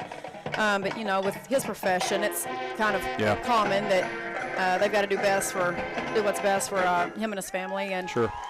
So more than anything, Annika Wilbanks, we didn't get her until December last year, and then coming off that shoulder surgery. And right. The good thing with Annika now is I think she's better now than she ended the season last year. So that's promising that. She's, I think it looks like she's 100% healed from that. We got 3 seniors that have been in the program for 6 years, and Maddie Crumbach, Mallory Welch, and Evie Smith. And I mean, they just know the expectations, and this is their 3rd year senior high basketball, and they know our sets, they know our defense. So I think as far as kids with experience, all 3 of those kids are that. So they've been good in practice, helping the younger kids, because we've got half of our roster this year is sophomores. So. Well, I was going to ask you about that sophomore class, because I know you're probably going to have to lean pretty heavily on a lot of those young ladies, and they're coming off a really good junior high season from a year ago. So how many of them do you expect to contribute right away? I think several will. We had several that had really good summers. Bonnie Fagan is going to have to. I think she'll kind of feel Morgan's shoes a little bit. She's going to have to be really flexible with where she plays. She's tall and lengthy. She's probably a guard by nature, but with certain personnel in the game, she's going to have to move to that small forward spot. Bella Seaman has had a good summer. Ruby Reynolds has shot the ball well all summer. I think you'll see those three in the mix. Looking ahead at the schedule, and particularly the conference season, which will start a few weeks down the road, but who do you see, as the teams to beat? And I know that's a loaded question with Jason Smith standing right back there behind you, though. Yeah, I know I said this last year, but even when we finished the year, I would still stand by it. I really think top to bottom, the conference is really talented. Yeah. I mean, they're just like last year. I mean, right now, and I know there's still, gossip out there of injuries or maybe girls even quitting, but I really don't feel confident enough to tell you that we can go into any place and it's an automatic victory. Yeah. I think you've got some a lot of parity. I think so, and I think you got a good group of coaches, that Sure. work really hard, and I'm assuming that Marion's going to be at the top. I think Nettleton, they've got a girl that's back, and I think they got a transfer in. I think they're going to be at the top. West Memphis is, your defending 5A East champions. Right. I'm sure she'll put a great team on the floor. I don't know, Greene County Tech, I just think he's got a lot of really skilled players that, I think last year he just got a lot of deep talent. And, of course, he's a good coach. We'll let him believe that anyway, right? So, Cersei, they were young, and, they were lengthy last year. Their 9th grade point guard last year was named All-State. I mean, they got her for 3 more years. I expect them to be really good this year. So, I just think it's a really talented conference top to bottom. And, I told the girls, we don't need to settle for just maybe moving up a spot. But we're going to have to work to really move up spots. So, Coach, we appreciate the visit as always. Looking forward to seeing your team on the floor here in just a few days. Okay, thank you very much. Coach Angie Ellis has been our guest. We'll step aside for a 2-minute timeout at the half. Valley View leading Batesville 21-3. We return in 2 minutes on the EAB Sports Network. Your commitment to making your project a success. From the pro up with the sun that doesn't quit until it goes down to the DIYer who faces each challenge head on, our seasoned store partners support you every step of the way. Since 1885, Barton's has been the backbone of local communities for every type of project. From new construction to home remodel, our dedicated team is here to empower your project with local delivery options and a variety of complimentary project services, including expert kitchen planning. Visit your hometown team today and build it better with Barton's. Play it again. Sports wants to pay you money. Now that I have your attention, Play It Again Sports in Jonesboro wants to buy your used sports equipment. You heard me right. If you have something that's either outgrown or no longer being used, bring it to Play It Again Sports now. They're looking for youth and adult baseball and softball equipment, golf, weights and workout equipment, disc golf, you name it, Play It Again Sports can turn it into cash for you. Go by Play It Again Sports at the corner of Highland and Caraway in Jonesboro. Have you been struggling to find the right in-home care for your loved one? Well, look no further than Cornerstone Caregiving in Jonesboro. Their trusted staff can't wait to meet your loved one. They want to know what cereal they prefer, what music they listen to, what makes them feel most like themselves. They're proud to offer a thoughtful arrangement of services that promise compassionate care for you or your loved one. For more information, visit cornerstonecaregiving.com/Jonesboro. Cornerstone Caregiving, where compassionate care meets you right where you are. Build an exciting career that you can be proud of at Atlas Tube. The steel products we make can be found everywhere. Work in a technologically advanced, safe environment. Team up with the best and brightest people in the industry. Learn on the job and through our continuing education programs. And best of all, get rewarded for being a great teammate. At Atlas Tube, the sky's the limit. We're now hiring electricians, PLC specialists, millwrights, and more. See the full list of openings and learn more by visiting atlastube.com/team. That's ATLASTUBE.com/team.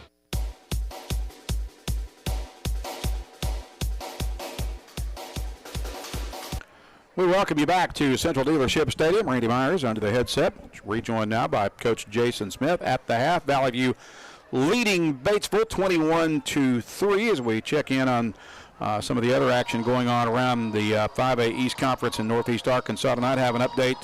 Last score I had late in the first half out at Jordan Stadium. Brooklyn and Forest City tied at 14 apiece, so they got a dogfight going there, it sounds like. That's the only conference score that I have so far. Coach, do you have anything else yet? Yeah, I've got a couple. It's an interesting night in the league. Now, Southside is up on Paragould at half, 21-0. Okay. Much improved Paragould, but Southside is just they're a good football team. Nettleton, they're in a dogfight. It's 21-14 at halftime against Wynn, which is Raiders are up. Yeah, they're up, but that's a big that's a big game right there, yes, especially for Nettleton. So it'll be interesting how that one plays out. Elsewhere in the state, though, I did hear, or I saw, I guess, some print where they were talking about that Conway-Bryant game, maybe the biggest game in the history of the state of Arkansas for various reasons. Conway and Buck James is actually up 20-7 on Bryant right now, and what you got to figure, there's probably 20,000 people there. Yeah, we were talking on the air this morning with Nate Olson from Scorebook Live, and he said they were anticipating a crowd in the 20 to 25K range for that game. So, yeah, that's huge. Also got one other score to pass along in a big Northeast Arkansas rivalry game over in Lawrence County, where Walnut Ridge has a 1-point lead on Hoxie at the half. It's 14-13 in that one between the Mustangs and the Bobcats. Well, if you wanted to rob a bank in Lawrence County, tonight's the night to do it. No doubt about it. Because there's not going to be anybody that's not at that ball game. What a huge game. Yep, always a big one. In fact, the first high school game I ever broadcast was Walnut Ridge Hoxie back in 1985. So. Wow. That's a special rivalry indeed. Elsewhere tonight, Jonesboro's at home against Little Rock Central. Westside playing host to Gosnell. Truman visiting Harrisburg. Greene County Tech at home against Sylvan Hills. West Memphis at Searcy. Marion playing host to Little Rock Catholic. Rivercrest entertaining Blytheville tonight at the Tez. Highland is at Pocahontas for a big game in the 4A3. Newport's at Perryville. Manila is at Osceola. Mark Tree and EPC played last night with the Warriors pulling out a 38-32 double overtime victory, and Cross County beat Earl last night as well. Now, as we mentioned in the pregame, we already know who our first-round playoff opponent will be here next week at Central Dealership Stadium. Valley View, of course, has already secured the 1 seed, and Maumelle has already secured the 4 seed out of the 5A Central. So it'll be the Blazers and Hornets here next week in round 1, and that's a Maumelle team that is 4-3 in probably the overall, from top to bottom, the best 5A conference in the state this year, Coach. Yeah, dangerous team. It was actually 3 years ago, Nettleton went to Maumelle and played first round of playoffs there. And, at that time they had 2 Razorback commits. They had some other skill guys. But one thing about that Central League is that there's going to be athletes and Division I talent just about on every single roster. And so, it's a situation where, we're going to be prepared. There's no doubt in my mind. And I'll take our coaching staff over just about any in the state of Arkansas. But you can't, once you get to the playoffs, the 1s and 2s and 3s and 4s really don't matter. It's survive and advance, and it'll be an electric atmosphere and a good matchup. Yeah, looking at that. As we mentioned, we'll play Maumelle, which is the 4 seed out of the Central. They are going into their game at BB tonight. They are 4-3 in the conference, 6-3 overall. So they'll probably come in here, most likely you got to figure they're going to win at BB. So they'll be 7-3 as they come to town next week. There's a 3-way tie for first in that league going into tonight's games between Robinson, Mills, and Pine Bluff. All 3 of those teams are 6-1. Robinson and Pine Bluff are playing tonight at Pine Bluff. Mills should win. They've got a home game with Bologna. And as we mentioned, Maumelle is playing BB. Should Valley View advance to the quarterfinals, and I know I'm committing the ultimate cardinal sin of getting way ahead of myself, but just for the interest of looking ahead, should Valley View advance next week and get to the quarterfinals, they would probably play they play the winner of a game between the 2 seed out of the West and the 3 seed out of the South. Out of the West, that would probably be either Alma, Shiloh Christian, or Farmington. Harrison is the 4th seed in that league, so there's still a possibility it could be Harrison. Out of the South, the potential opponents are Camden Fairview or Hot Springs Lakeside. So just like I said, I know that's a ways down the road, and we're also looking at probably having a doubleheader that night because basketball is involved. They're going to be involved in the Empower Invitational. They'll play Rogers Heritage at 5 o'clock that night. So we're trying to set it up where we can bring you both games. Obviously, I won't be able to do both of them, so I'll be here to do the football game. I'm thinking maybe hopefully that Keith Merritt might be able to help me out and call the Valley View Heritage game from Bearcat Arena. Yeah, it'll be a fun night. And out of the teams you said there, it sets up what could be some familiar battles. Because of course last year, we played Farmington, were able to beat them, and then Camden Fairview, just another familiar opponent. But once you get to the 5A state playoffs, anything can happen. There's not going to be a bad team in it.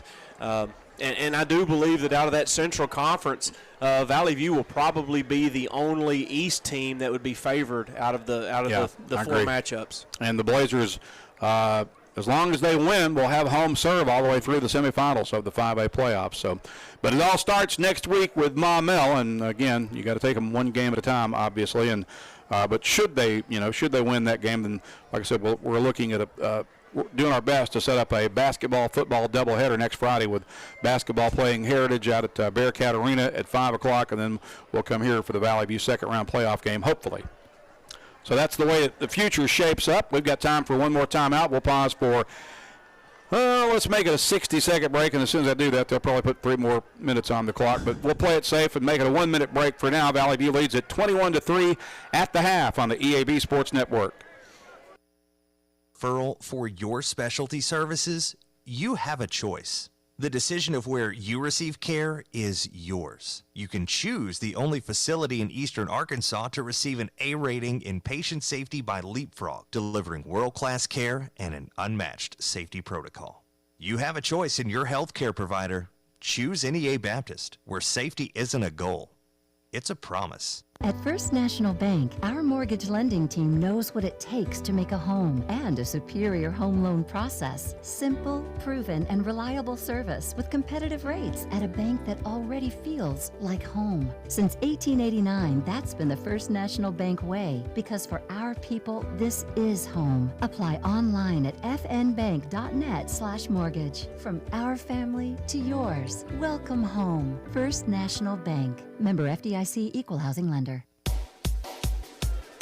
It's a good thing we only took a 1-minute break because we're ready to start the second half. Valley View to kick it off to Batesville, which will get the ball to begin the second half. Brody Dix with it teed up at the 40. Batesville's return man Henderson back at about the 10-yard line.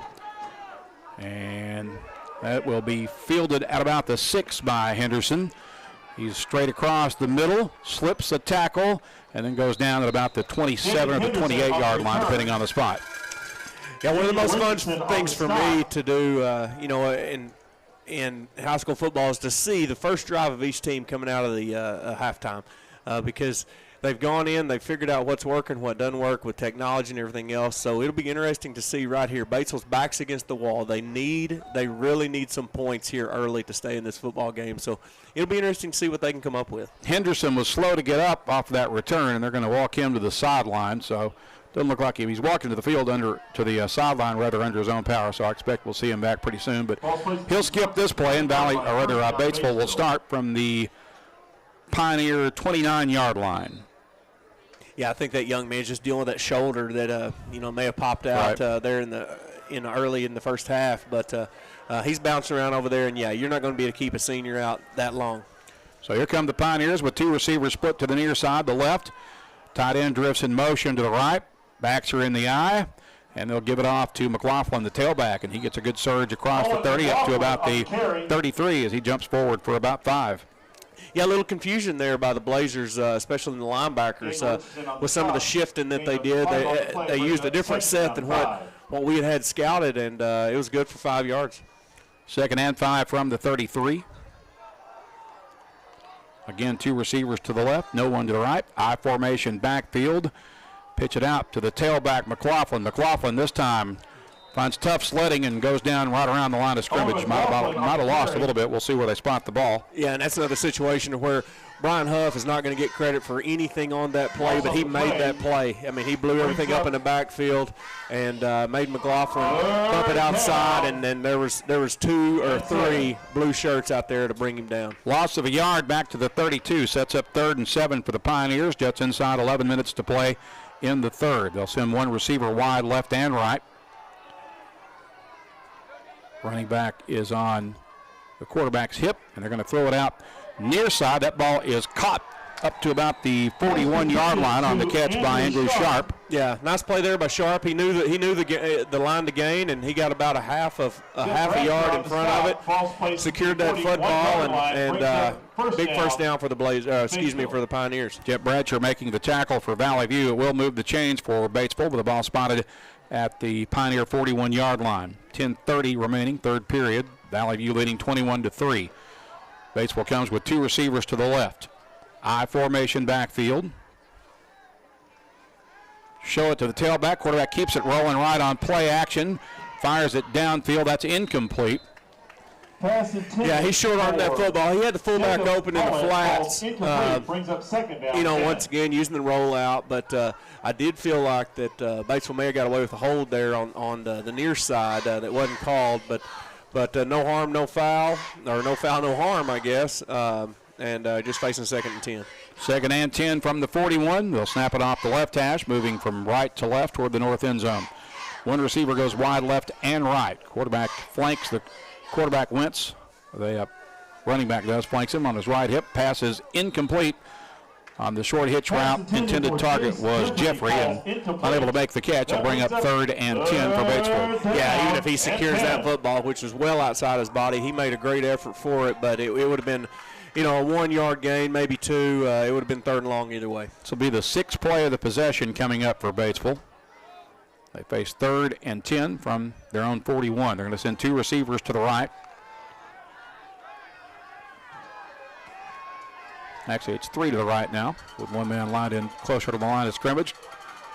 Running back drifts in motion to the right. They're going to throw it right side. That ball is caught. And the receiver jumps forward after he caught the ball up near the 50-yard line. Faree on the catch, but shy of the marker. We'll see what they do on 4th and short. Yeah, it will be interesting. It looks like they're going to leave their offense out there, and I don't blame them on this situation. Rylan Ramsey with a nice wrap-up tackle there. It looks like maybe now that they are going to bring their punt unit out.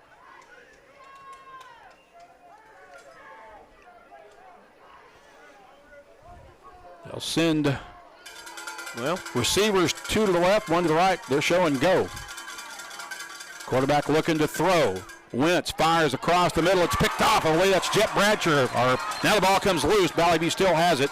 Yeah. And that'll be ruled down. And was that Webb who got it? I think it's Richardson. I think it's Daniel Richardson once again calling his name out 3 or 4 times tonight. Daniel Richardson. You're right. It was Daniel Richardson. I think really right there, they used a little trickery, but what it serves as an arm punt. Blazers are going to have good field position.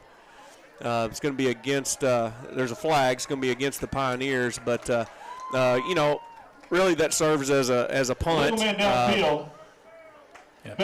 Ineligible receiver downfield for Batesville, so Valley View will decline the penalty and take the play, and Valley View gets it back after the 40 after creating their 2nd turnover of the night. Here come the Blazers from the 40. 1 receiver to the left, 1 to the right. For Carson Turley with Feliz, the running back, on his right hip. Feliz gets the carry, breaks to the outside, looking for the corner, turns it. He's got the first down the far sideline. He's still on his feet, deep into Pioneer territory, and finally wrestled out of bounds inside the 15, down near the 12. Hey, what a burst of speed there by Anthony Felice. We haven't seen that a whole lot. He's ran a whole lot this season up the middle and off tackle. Right there, he got to the edge and turned on the Jets. Indeed, he did. A big play for Anthony Felice all the way down to looks like the 16s, where they're going to say he stepped out of bounds. So it's 1st and 10 from the 16. Blazers will snap it off the left hash. They'll send Gartman wide to the right, 2 receivers to the left. Actually, 3 wides to the left.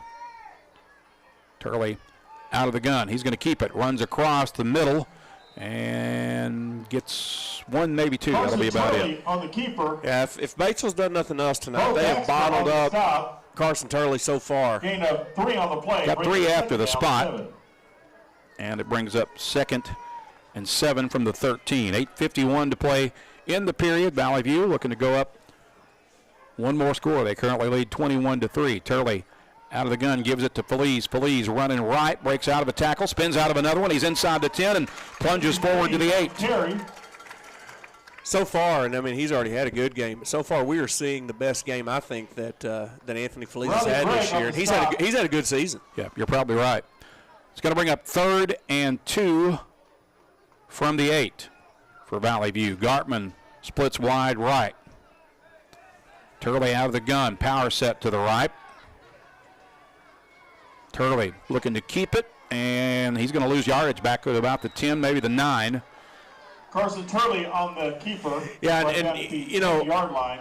Looking forward, this is going to be interesting because Maumell's going to get this film, and some of the stuff that Batesville's doing to keep Carson inside and keep him bottled up, keeping him inside the pocket. You got to figure that you're going to see some of that next week. 4th and about 4 here from about the 11-yard line. 2 receivers to each side for Valley View. Now they're going to take a timeout. So we'll pause with 7:37 to play in the 3rd. Blazers lead 21-3. Back in 30 seconds on the EAB Sports Network. Get huge savings now at every Kavanaugh dealership. Kavanaugh has a great selection of late model, low mileage, certified pre-owned cars, trucks, and SUVs. And most are still under factory warranty. We have every make and every model, so you're sure to find the vehicle you want. And when you buy at Kavanaugh, every new and used purchase comes with 1 year of free maintenance. Plus, we buy cars. Bring a vehicle, get a check. Come see us today at one of our dealerships or go to KavanaughCars.com. Timeout on the field taken by the Valley View offense. Valley View with the ball at the Batesville 10-yard line, facing a 4th and 4. Need to get to the 6 to move the chains. Turley sends Irvin and Tice to the left. He's got Gartman and one other receiver to the near side. Turley to throw. Looking, fires. That ball is incomplete. There's a flag down near the line of scrimmage.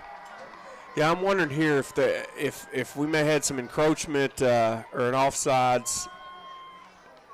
Got a man down. Yep. There's a Blazer down near the end zone.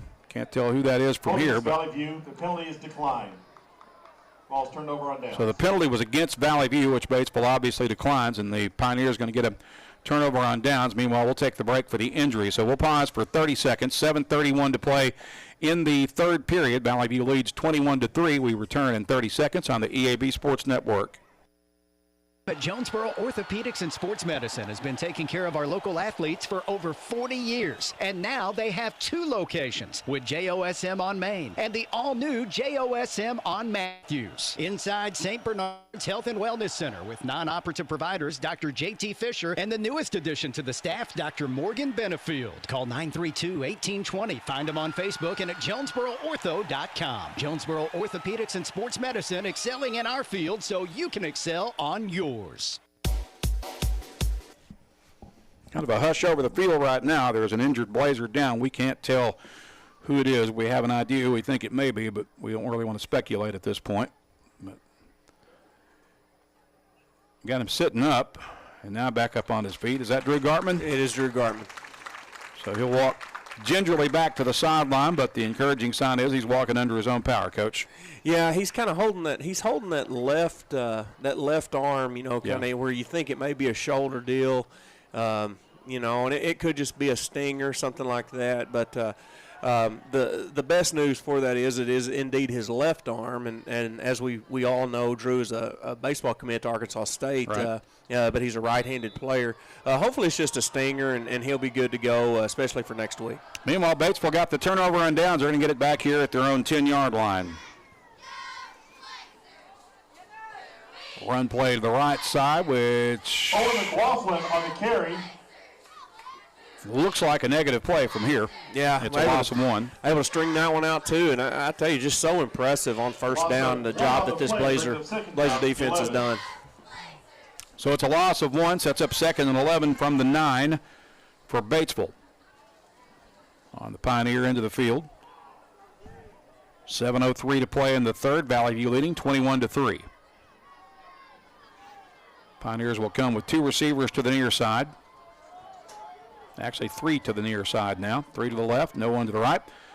Tailback drifts in motion to the near side as well. They're going to throw it to him on the screen pass. He makes the catch, gets a block, and then gets pushed out of bounds or tackled at about the 15-yard line for a short gain. Yeah, really nice job there by Kenny Robinson, just shedding his blocker and staying home and making that tackle, because that looked initially like that could be a pretty nice gain. Ball to be spotted at the 14. It's third and about 7 for about 6.5 needed here for Batesville.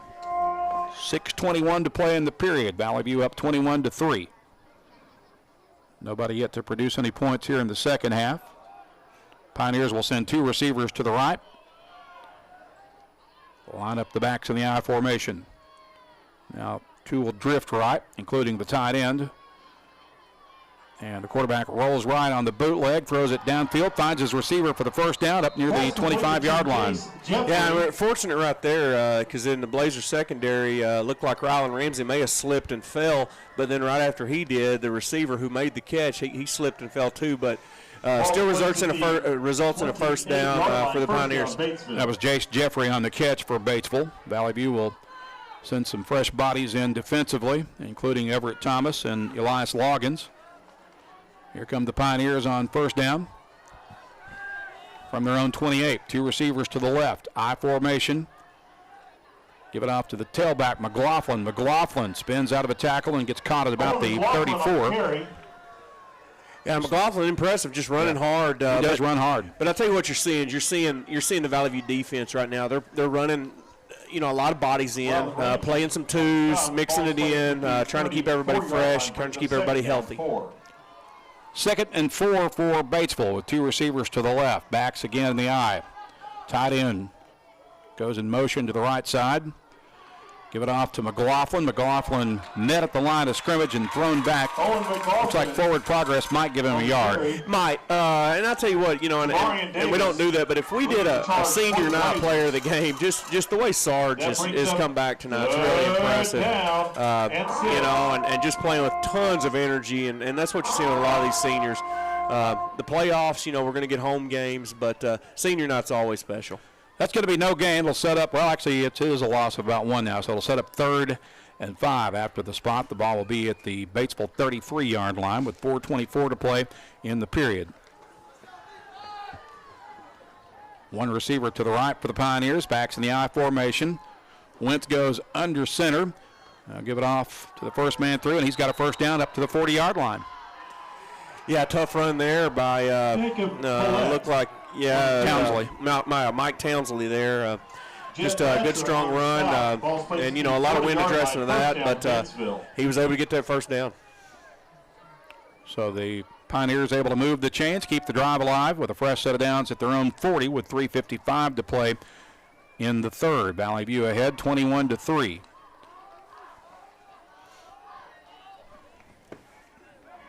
Bring Riley Gregg split wide to the near side. 1 receiver drifts in motion to the near side as well. That's Forey. Ball's on the ground. Ball's on the ground, and Valley View celebrating like they have it. Let's see what the striped shirts say. They do. So the Blazers get their 3rd turnover of the night. This one off another fumble, and the Blazers going to get it back in good field position. And Jamarian Davis is the one who comes out of there with that. I'm telling you, he's playing well the game. Valley View will take over at the 39 after the Batesville turnover. 39-yard line, first down, Blazers. Turley leads his offense back out onto the field. He's got 2 receivers to the left and to the right. Everybody lines up close to the line of scrimmage. And give it off to Feliz. Feliz, the second man through, punches it forward for 2, maybe 3. On the carry. Yeah, tough run there, and Coach Riley in this offense, they would like to get 1 more touchdown to give a little more breathing room, but also at the same time, churn out as much clock as you possibly can. 2 receivers wide left and right. Feliz is the running back. Out of the pistol. Turley to throw. Fires it. It is incomplete.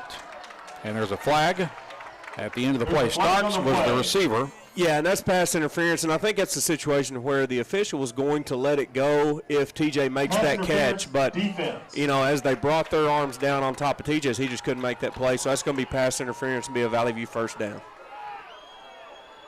Step off underway, moving the ball forward to the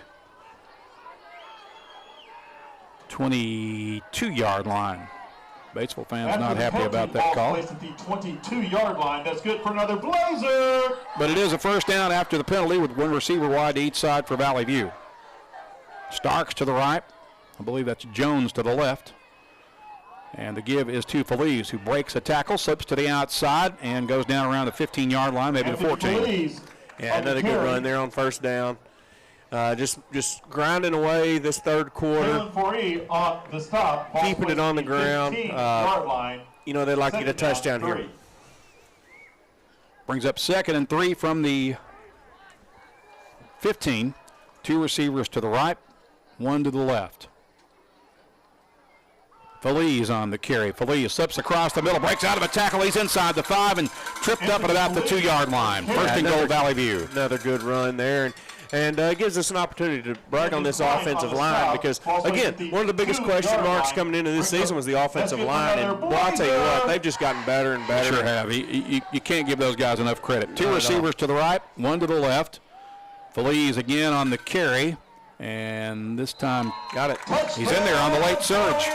Thought they had him stopped, but he got in and put 6 more on the board for the blue and gold. Feliz on the carry into the end zone for the Valley View touchdown. Anthony Feliz from 2 yards out.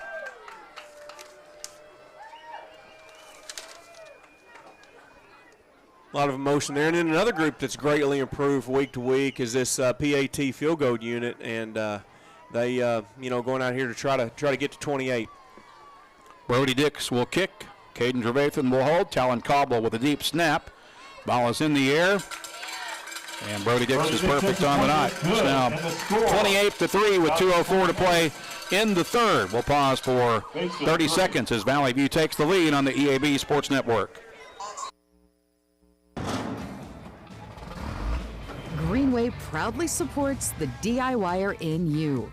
Whether you're a mover, a shaker, a groundbreaker, a risk taker, a challenge embracer, or a landscape visionary, whatever the task, we've got a John Deere tractor that can help move your project forward. You've got work to do, so let's get started. Reserve yours today in store or at gogreenway.com.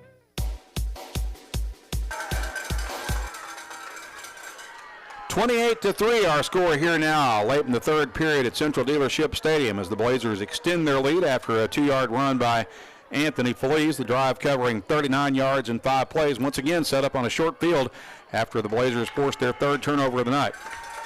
Yeah, and I think at this point it's obviously not over. You still got a quarter to play, but you're going to start seeing some extra guys go in there, and just a very business-like performance tonight by the Valley View offense and defense. Got an update on the Hoxie-Walnut Ridge game. Looks like Hoxie now leads 19-14 in the third period. Batesville. The ball will be kicked off at the. So there was a penalty, a dead ball penalty apparently that we missed. Yeah, I think so. I think it's just, and I don't know if it's on the sideline. Still upset about that pass interference or what, but we're gonna kick this football off. Heading south, but on their side of the 50-yard line. So obviously the penalty on Batesville, and Brody Dix has it teed up at the Pioneer 45. So anticipating this might be a great time for an onside kick. I doubt that we'll see it, but it would be. If there's anything else at stake, it would be. But I think you're going to see how far Brody Dix can kick this thing. That's going to go fielded at the 1-yard line by Henderson. Henderson running right, pauses, and that was his first mistake. Yep. There's another flag over there on that far side. I'm not sure what that was. Ryland Ramsey on the stop. There's more laundry on the field at about the 16-yard line. So we'll see what that's about. Ball spotted at the 13-yard line on the far hash. Batesville seemed to be moving backwards, so it may have been a hold against Batesville. That's exactly what it was. Holding Batesville.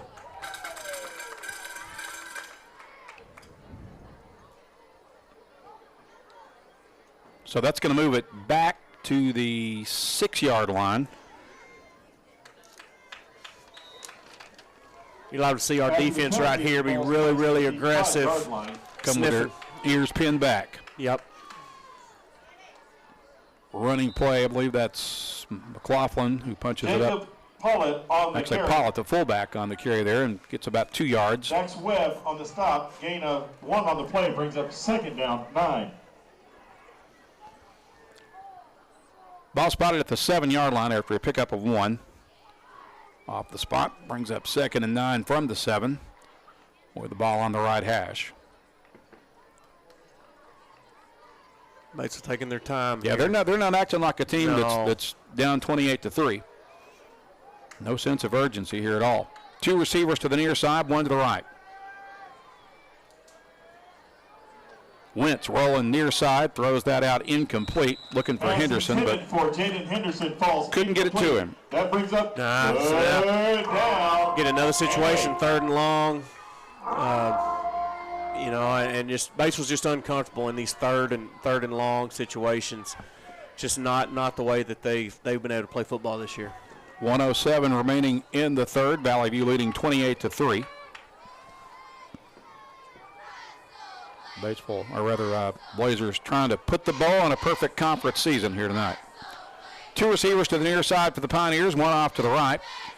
Quarterback gets the snap down, rolling near side on play action, fires downfield. Looks like that's caught up near the 15-yard line. Pass complete to James. It's going to be a little short, looks like, but another good catch there by Jeffrey. And he's had 2 or 3 really nice catches tonight, young man. He can play. 4th and probably less than a yard here for Batesville, but they're deep on their end of the field, so we'll see what they opt to do here with the ball spotted right at the 15-yard line. Maybe a situation where you see like a hard count or a lot of motion just to see if you can't get a free 5 yards on a 1st down. Maybe call timeout after that and punt the football. Here they come to the line of scrimmage. Backs in the eye. And they'll give it off to the fullback, and I think he's got the first down. I do too. On the carry. Just went old school smash mouth football there, gave it to the fullback, and he's able to get exactly what they needed for that 1st down. That was most likely the last snap of the third period as the clock is winding down, and Batesville will not snap it again. So we've got 3 in the books here at the Ships with Valley View leading 28-3. We'll pause for a 30-second timeout. Back to start the 4th when we return in 30 seconds on the EAB Sports Network. Food says good luck to all the players, coaches, cheerleaders, and marching bands taking the field tonight. Under the lights, it's not about who's in your path, it's about who's in your huddle. And Pico Foods is a proud teammate and supporter of local communities and the state's agricultural producers. Learn more about how Pico Foods buys direct to support local producers. In Arkansas and Missouri, call David Durham or James Chester, 870-202-7101. In Alabama and Mississippi, call Andrew Parker or John Taylor Hickman at 601-670-9383. 3 in the books, 1 more quarter of the regular season to play for the Blazers and Pioneers. Valley View leads at 28-3 as we head into the final frame at Central Dealership Stadium. Randy Myers and Jason Smith under the headsets. We're glad you're with us tonight for Blazer football on the EAB Sports Network. Yeah, as we're kind of waiting here, I did find Rivercrest Blyville big game in the 4A, and looks like Rivercrest playing for that conference championship or a share of it. They're up 16-6 on Blyville in the 3rd quarter. And then Highland, a little surprising here, Highland's up on Pocahontas 14-0 tonight. Yeah, that surprises me, especially with that game being at Pocahontas. I kind of figured that Pocahontas had a lot of momentum going into that game. You'd think that they would, but, that's another one of those old-school rivalry games there that you can kind of throw out just about everything when those two meet up.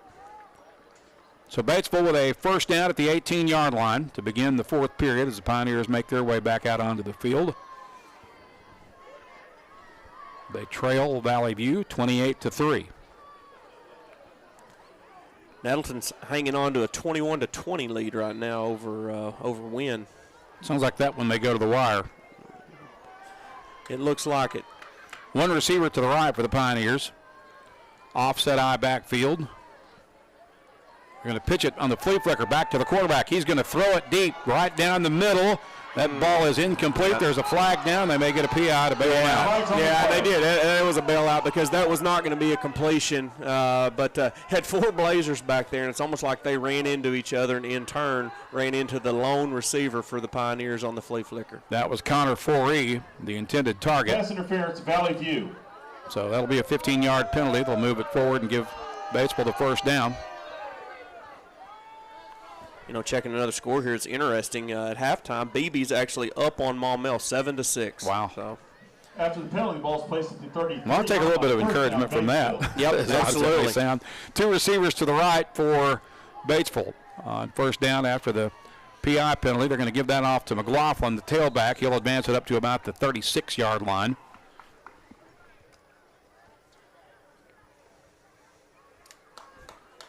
And it is getting colder and colder as the night goes on. It really is. It was a beautiful day today, though. We'll take that in November. Ball's placed at the 36-yard line, brings up second down. Been blessed this football season. We haven't had bad weather really, other than maybe one night in all of the every Friday night we've had games. Shows 54 degrees. It sure feels a whole lot colder than that. It does. I formation on 2nd and 7 for Batesville. The fullback drifts in motion to the right. They're going to give it off to McLaughlin, the tailback, and he punches it out for another nice gain up to about the 42-yard line. Just shy of the first down marker. On the stop. Yeah, and I tell you, if you look at this Batesville team, I think in the junior high conference, which of course Valley View finished undefeated and won it. So we like where we're at. But Batesville, I believe, was the runner-up. Yeah, they were. And if you look, there's a lot of sophomores playing, including McLaughlin right there. So Batesville, you hesitate to say they're all the way back, but they'll be a team to look out for next season. Going to bring up 3rd and 1 for the Pioneers with the ball at the Batesville 42. They'll send one receiver wide right. Backs in the eye. Give it off to the fullback, and he escapes the scrum and gets the first down as he lunges forward to about the 48-yard line on the carry by Townsley. Yeah, good strong run there by Townsley. That formation is all about reading keys, and we missed one key there, and that sprung him for 6 yards. Batesville. Hoxie has regained the lead against, or actually they still lead 27-20 now, the update on that game against Walnut Ridge. 2 receivers left, one to the right. Quarterback back to throw after he shows it to the tailback, and he missed his receiver. That looked like a communication breakdown there, Coach. Yeah, it looked like it, and also, too, the receiver may have heard some footsteps because Jet Brasher was coming with a full head of steam ready to blow that up, so he may have changed his route in anticipation of the hit. So it's incomplete, brings up 2nd and 10 for Batesville from their own 48-yard line. They began this drive at their own 6. 9:50 to play in the game. Valley View leading 28-3.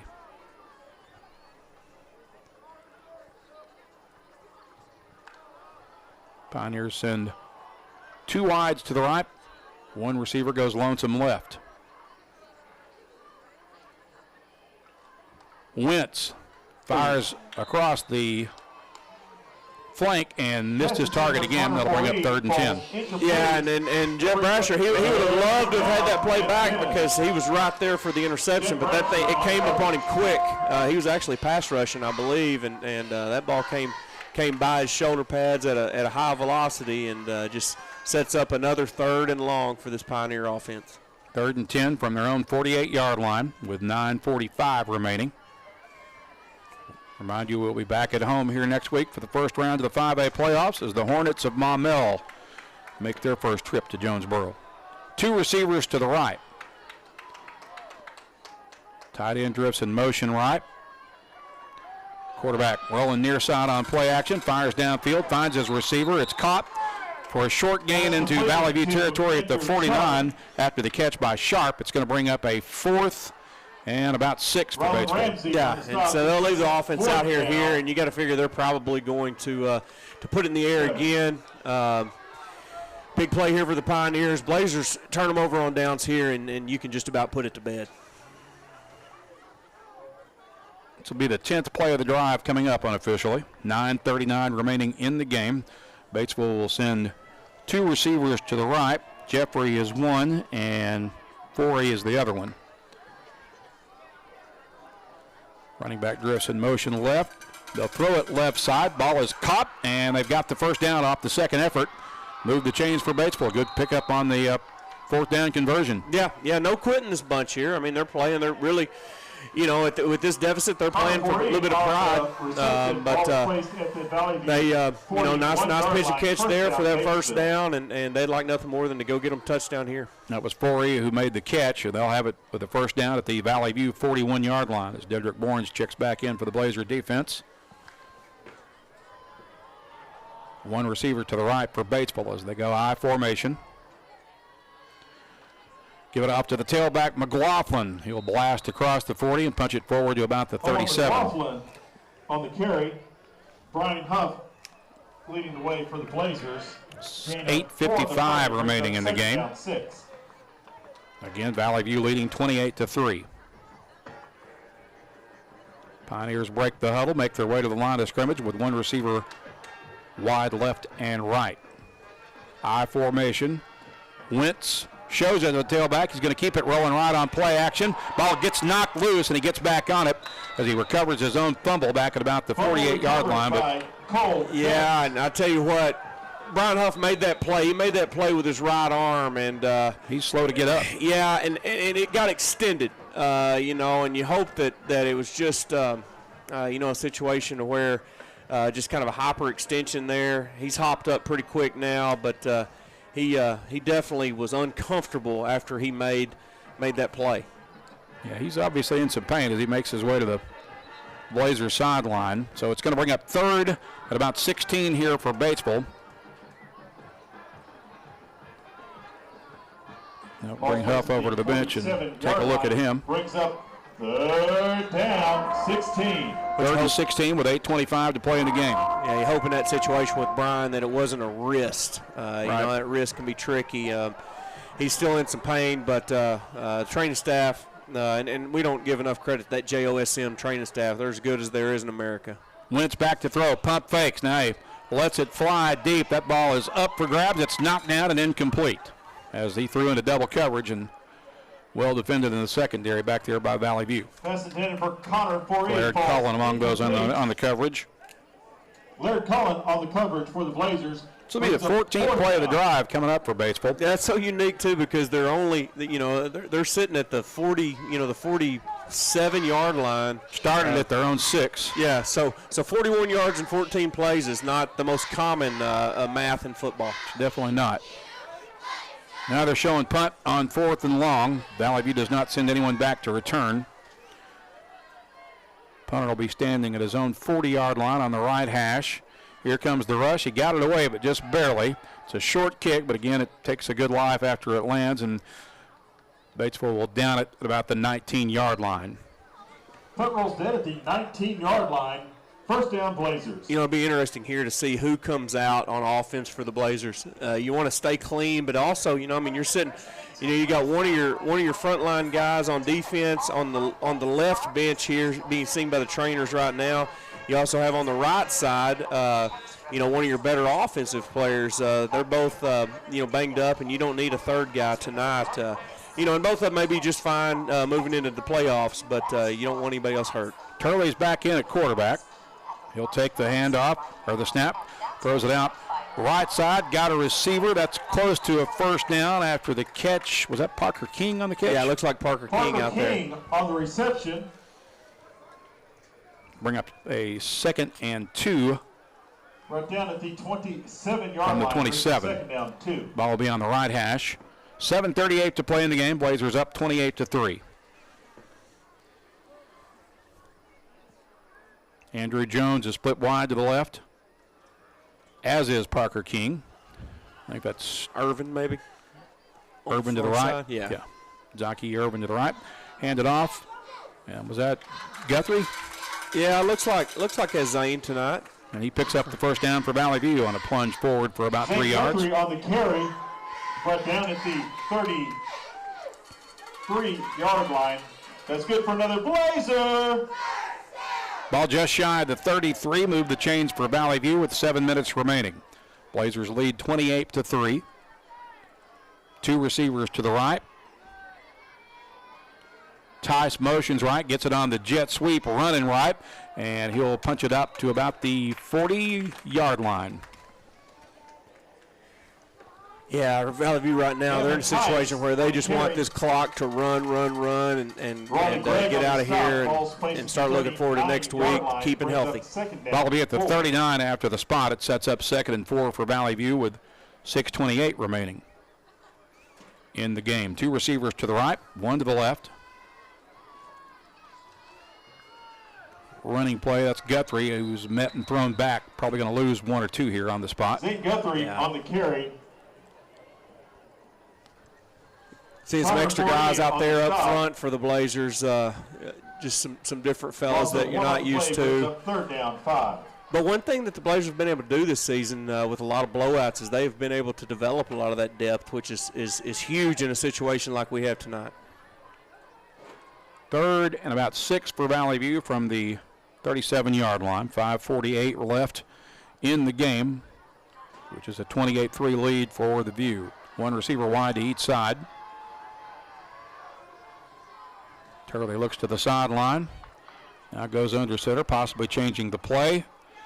Hands it off to Guthrie. Guthrie trying to punch it forward, crosses the 40, gets it to the 41 before he goes down here. Guthrie on the Yeah, bring up carry. 4th down. Some encouraging news. You're seeing Brian Huff. He's on the sideline with some teammates. He's up, moving around. He's still grimacing a little bit, but you got to figure if there's anything serious, they would have had him seated. Where's Gartman? Because I haven't seen him in a while. He's still on the sideline? Yeah, he's down here, and he is in a sling right now. With Drew, it's got a report from his dad, so I feel like we can report it since his dad went ahead and sent it to me, but it's a broken collarbone. Oh, no. Yeah, so I think they're going to try to actually do surgery maybe this evening. If not, they're going to do it early tomorrow morning. 2 receivers to the right, and Turley will quick kick it on the punt. Nobody back to return. That's going to go. Oh, did he catch it? He did catch it, but he went on into the end zone. So that's going to be a touchback. Another nice punt from Carson Turley, but it is a touchback, so Batesville will get it back at the 20-yard line. Yeah, great effort there. Great effort there by, looks like T.J. Starks just almost went down and made a heck of a play. I think what happened there was when he got his hands on the ball, he had so much momentum from running so hard, it kind of carried him into the end zone. Yep, he didn't get that angle to where he could kind of go sideways with it, but, hey, there's no quitting T.J. Starks. I can guarantee you that. 4:38 remaining in the game as Batesville gets it back at the 20. Valley View leading 28-3.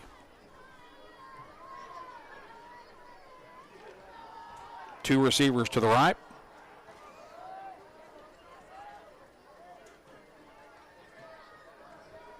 Wentz rolls right, fires incomplete. Pass intended for Jace Jeffrey was the ball intended incomplete, receiver. brings up 2nd down, 10. It'll bring up 2nd and 10 for the Pioneers.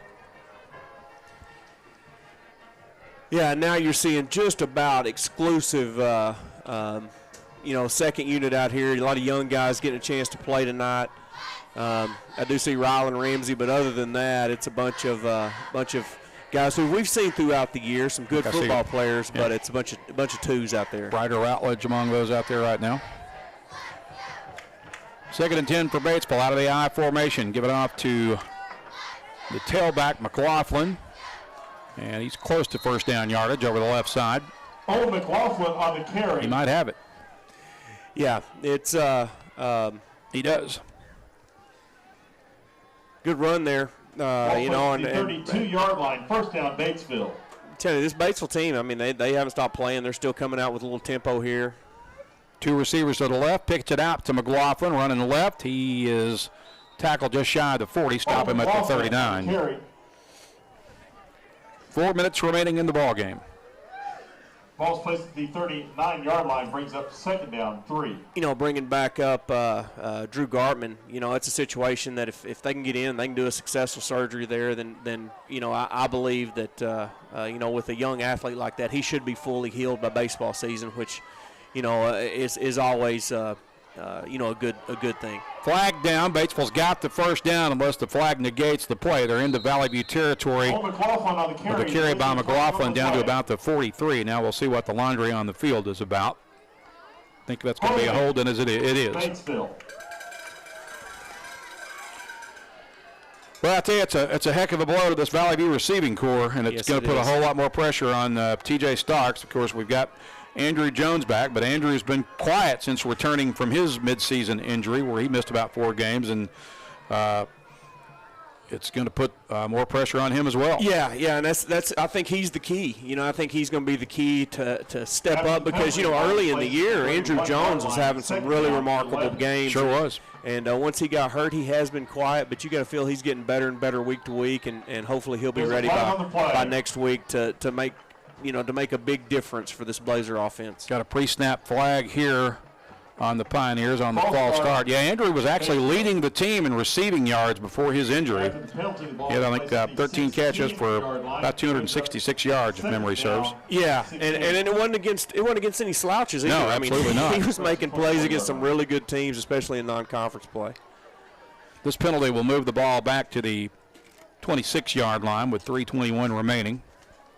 Valley View is going to win their 9th straight. The Blazers will close out the season with a 9-1 mark and a 7-0 5A East Conference record. Heading into the first round of the playoffs next week against Maumelle. Here comes pressure from the backside. He gets rid of the ball, throwing it deep. That is incomplete, and the flag for the PI. Yeah, you got to throw a PI there. Just a lot of jockeying for position, and the ball it's a pretty well thrown ball that the receiver could have made the play on, so you got to call that pass interference, give Batesville a first down. Kenneth Robinson and Andrew Sharp battling each other downfield, and pass interference. Kenny got just a little bit too aggressive with one bump too many, probably. Yep. So that will give Batesville the 15-yard first down, 15-yard penalty and the first down that accompanies it. Moves the ball forward to I believe they're going to put it down at the 41-yard line.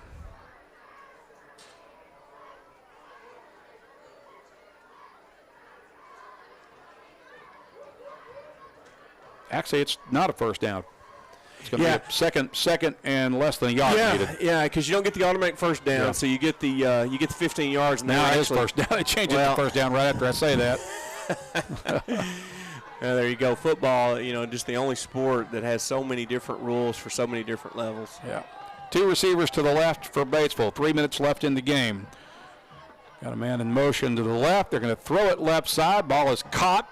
Got some blocking downfield. They're close to another first down, but a couple of yards shy. Over on the far sideline. Foree making the catch. Ball's placed at brings up a 2nd and 3 for the Pioneers from the Batesville 49 with 2:37 remaining. 2 receivers to the right for Batesville. Wentz goes under center. Gives it off to McLaughlin, the tailback. He's caught with an ankle tackle right after he crosses the 50, but he's got enough to move the chains. Meanwhile, there's a Batesville lineman that's slow to get up. Yeah. Ron McNamee on the stop. He's back on his feet.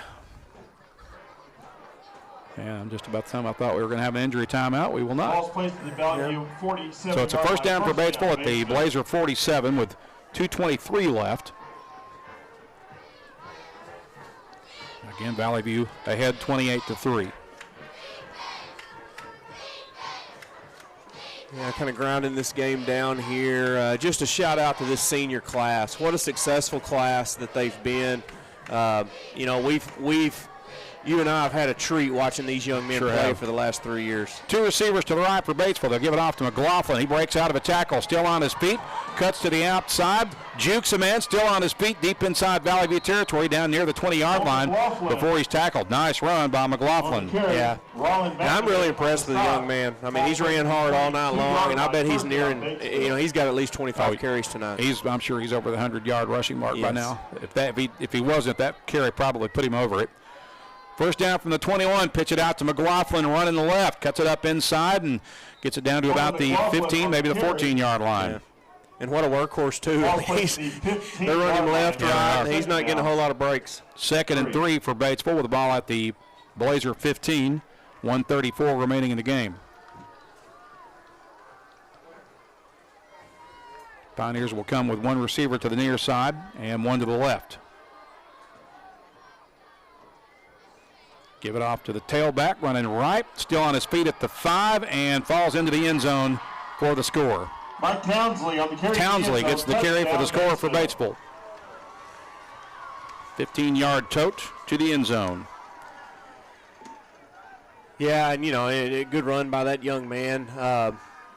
Situation where the only thing that kind of bugs me about that, and it's just being as a coach, is that Valley View had put mainly reserves in and good football players, a lot of young guys, but Batesville seemed to go to a little tempo there in that drive, and that that's almost like pressing a team, when you've already replaced your starters in basketball. Awaiting the extra point kick of Gallardo. It's in the air, and it is good. So it's 28-10 now with 1:15 left in the game. We'll be back in 30 seconds on the EAB Sports Network. Ride and play with Jonesboro Cycle and ATV. Jonesboro Cycle is your go-to for all your power sports needs, whether it be off-road, on-road, or on the wall. Check out their inventory of four-wheelers, side-by-sides, motorcycles, dirt bikes, cruisers, go-karts, scooters, personal watercrafts, boats, and even boat motors. Jonesboro Cycle is a 185,000 square foot motorsports mecca featuring all the name brands under one roof. Jonesboro Cycle and ATV on U.S. Highway 63 North in Bono and JonesboroCycle.com. You're listening to the Valley View Blazers on FM News Talk 102.1 and KBTM AM 1230 Jonesboro. Batesville gets its first touchdown of the night. It's now 28-10 after Mike Townsley took it 15 yards out, scoring with 1:15 to play after a 9-play, 80-yard drive. And we now await the Pioneer kickoff. Valley View sets up for the return at about the 22-yard line. Is that Starks back there, Jason, or can you tell? Yeah, I don't think that it is TJ. I can't tell the number. I can't see it either. I would be surprised if TJ is still out there at this point. So just let that one go. It's going to go over his head and into the end zone for the touchback. So Valley View will get it at the 20. To the end zone for a touchback. We got a flag on that far side. It's getting a little chippy. You hope these young men just understand, the situation and could finish this out clean these last couple minutes. Flag is going to be against Valley View. Unsportsmanlike conduct, Valley View. And I didn't see that over there. I did see a couple guys up around the V's that got tangled up, but I didn't see what was happening over there on the far I'm not side. sure what went down there, but Sean Cockrell getting an explanation now from the white hat. Seems satisfied with what he heard, and he'll bring it back to the sideline. Satisfied, but I think he's going to let that young man yeah. hear about it. He is.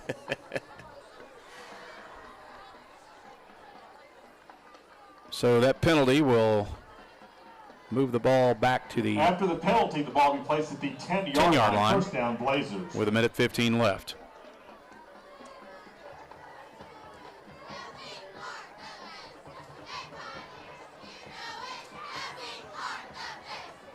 Yeah, next week should be a lot of fun. There's nothing quite like playoff, Arkansas 5A playoff football. It's just a different animal, and it's a lot of fun. I'm excited to come out and watch. Caden Trevathan will take the snaps for Valley View here. He's got two receivers to the right, one to the left. Guthrie is his running back. He'll give it to Zane. Zane runs across the middle and punches it forward for one, maybe two. Guthrie on the carry. And no gain on the play brings up. Call it no gain after the spot. So it's 2nd and 10. Well, now it looks like it's about a 1-yard gain after the spot based on the yard marker over there, or the ball marker. So ball at the 11, 2nd and 9 from there. Trevathan again, the quarterback.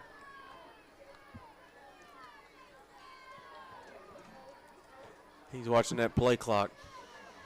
Lets it wind down, hands it off to Guthrie, who powers it out over the right side for a couple. Zeke Guthrie on the carry. Ball's placed at the 13-yard line. Brings up a 2nd down, 7. Yeah, 2nd and 7. Don't think we'll have to run another play here. Probably the last snap of the game right there.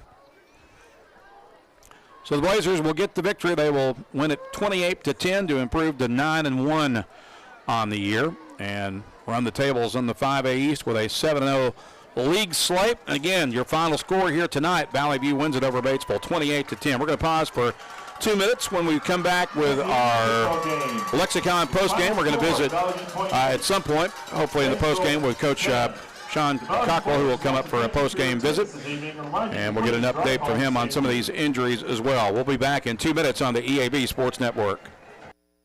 Dodge Farming and Lawn Gear? Visit First Choice Farm and Lawn, your Kubota dealer in Brooklyn. We get your need for reliable equipment. That's why we offer precision Kubota machinery for any task. From seasoned farmers to green-thumbed homeowners, we are working to keep you working. Find your Kubota match at First Choice Farm and Lawn on Highway 49 in Brooklyn. Achieve your goals faster with our Kubota inventory and top-notch service. Call 870-790-2301 or drop by today. Your trusted Kubota dealer, First Choice Farm and Lawn. Hey there, Northeast Arkansas. This is John Moore of Arkansas Superstore on Highway 49 in Brooklyn. Here to tell you that we're flipping the script on car buying. Don't stand for bait and switch tactics. That's holding. We believe in transparency and trust. You deserve the car you want with a payment much lower than your rent. Arkansas Superstore is here to make sense of it all for you. Come over and find your dream ride. You're approved. When the banks say no, I say yes. Visit us today at 11580 Highway 49 North in Brooklyn or online at arkansassuperstore.com.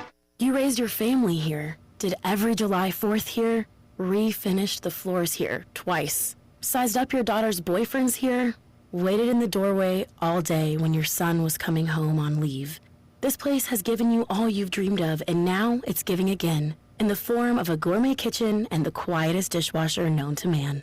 Realize your dream with a home equity line of credit from Simmons Bank. Dreams realized. SimmonsBank.com. Member FDIC, equal housing lender, subject to credit approval. Quarterback, guard, running back. Every position has a role in building success. If you want a position where you can build success in your own career, Lexicon is hiring welders, millwrights, and many more positions. We offer free on-the-job training through our own Lexicon University so you can learn while you earn and build the career you want. Competitive pay, a great health care plan, paid vacation, a sweet 401k plan, and more. Find out more at lexicon-inc.com/football.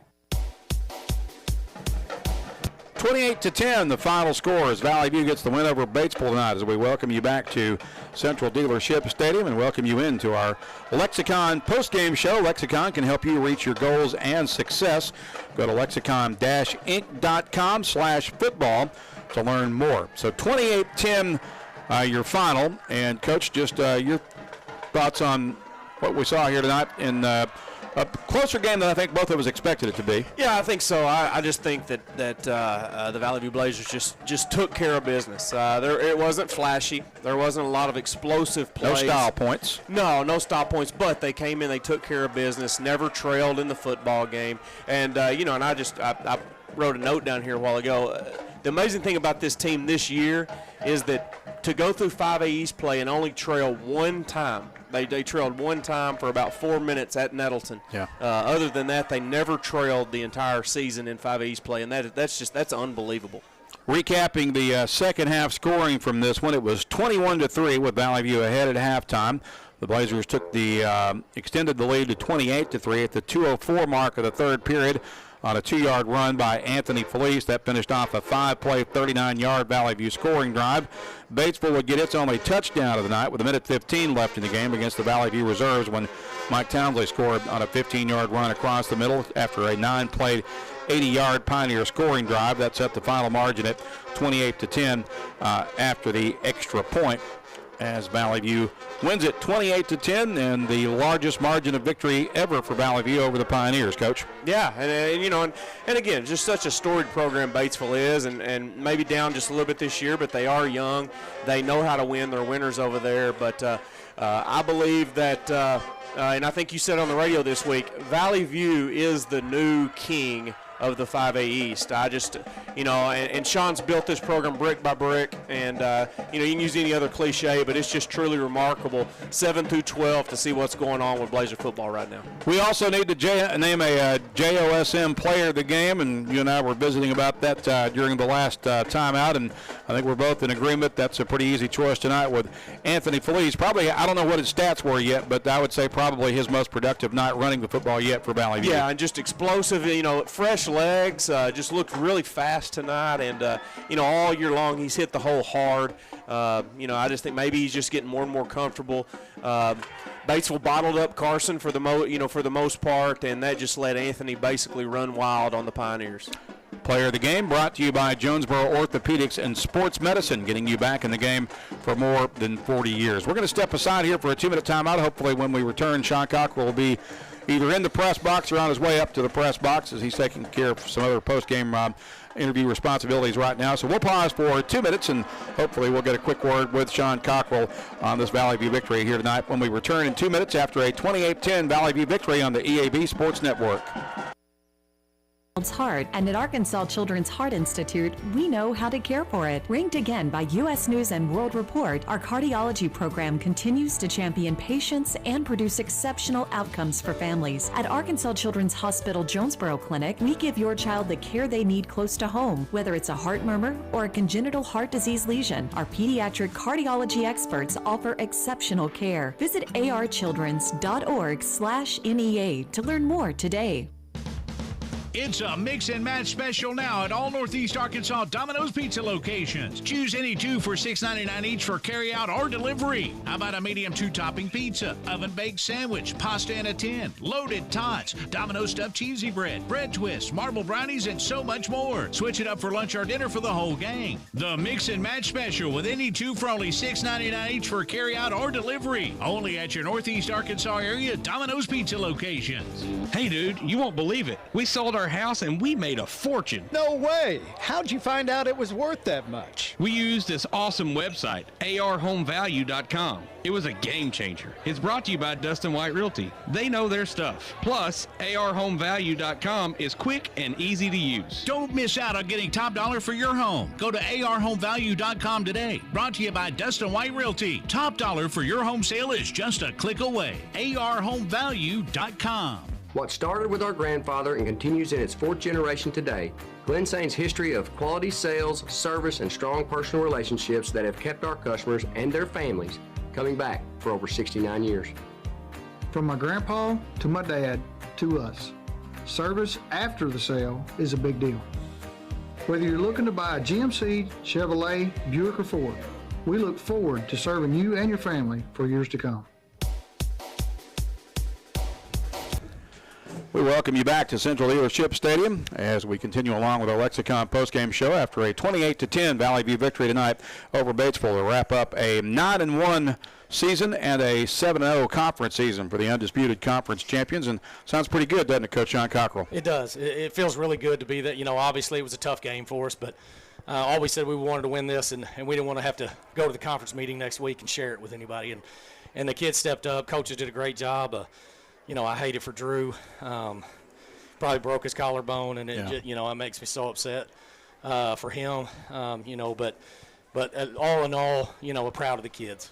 Well, since you broached that unfortunate subject, we'll go ahead and talk about that a little bit. But obviously, you mentioned the injury to Drew Gartman. This was a game that took its physical toll. We also see it looked like Brian Huff got a little shaken up. So what's his status, and what was that injury? He's been playing with a torn labrum all year. Yeah. When he reached out and got the ball, it just kind of pulled on him a little bit. Yeah. He felt like it kind of came out a little bit. But, he's been playing with that every game. So, you just got to talk about how tough our kids are. And, they want to win, and they're going to do anything to it. He said, I'll be fine next week and ready to go. So, and I believe him. So with Drew's injury, obviously that's going to be a loss for the rest of the season, for the playoffs anyway, and that's a big hit to your receiving corps. So that's going to put even more pressure on guys like T.J. Starks, and I know Andrew Jones is back now. He's been kind of quiet since returning from the injury, but this obviously puts more pressure on him to step up and produce again. Yeah, Drew's so intricate in what we do. Has really come on, and I think he's got 18 catches on the year, something like that, but I think 8 or 9 touchdowns. So Every time he touches it, he does something with it. And he blocks really well in the run game. Just a great player for us, and obviously our backup quarterback too. So it hits us hard. But Andrew, he's been waiting and biding his time, and now he's going to be back, and then Parker King's going to have to come in and play some too, and it's just we have a next man up mentality, and I think we'll do that for next week. So speaking of next week, we can now safely put the regular season in the rearview mirror and look ahead to the playoffs. And you've known for a while now, for at least a week, that who your first round playoff would be. your first-round playoff opponent would be. And Maumelle, the 4 seed out of a very good 5A Central. So what do you expect from the Hornets? I know from what I've learned about them, they're a team that's very athletic. I think they were struggling tonight with BB the last I've heard. I don't know how that game came out, but they were 6-3 going into that game tonight and had the 4 seed out of the Central. Yeah, you look at them, just on paper and kind of what you've seen in the Hootens magazine. You got guys that are athletic all over the field. They're big up front. Probably average about 300 pounds. Remind me of a Camden Fairview team from last year. Guys that can take it to the house at any time. So they have struggled with teams, but they've also beat Mills, who's the one in that conference. Played Joe T close and played Pine Bluff close, but have struggled with some other teams. So we're going to go back, watch the film, see what we get, and just do what we do. Have a great game plan going in, and we'll have to execute, take care of the ball, and our playmakers are going to have to take over. Coach, congratulations on a great regular season and yet another conference championship. Your 4th one in 6 years. That's a pretty special run. It is, and that's an attribute to these kids and this coaching staff and what they do and how hard they work. And, we've built this to where these kids, that's what they want and that's what they know, and we're going to continue to try to do that in the future. Thank you, Coach. We'll see you back here next week for round 1 of the postseason. You bet. Appreciate it. That's Coach Sean Cockrell. He's been our guest. A special thanks to him as well as our color analyst tonight, Jason Smith, who's been a big help to me throughout this season. Certainly appreciate his help as well as our folks helping us out behind the scenes tonight, including our network engineer, David Wofford, back at the KBTM studios. Our executive producer on the EAB Sports Network of Blazer Football is Scott Woodson. Also, a shout out to our streaming coordinator, Taylor Settlemeyer, who heads up the digital media program here at Valley View High School. Again, the final score, Valley View wins it 28-10. The Blazers are 9-1, outright conference champs with a 7-0 league slate. Back here at home next week for round 1 of the playoffs against the Maumelle Hornets. We thank you for joining us. Have a great weekend, and we'll see you next week on the EAB Sports Network.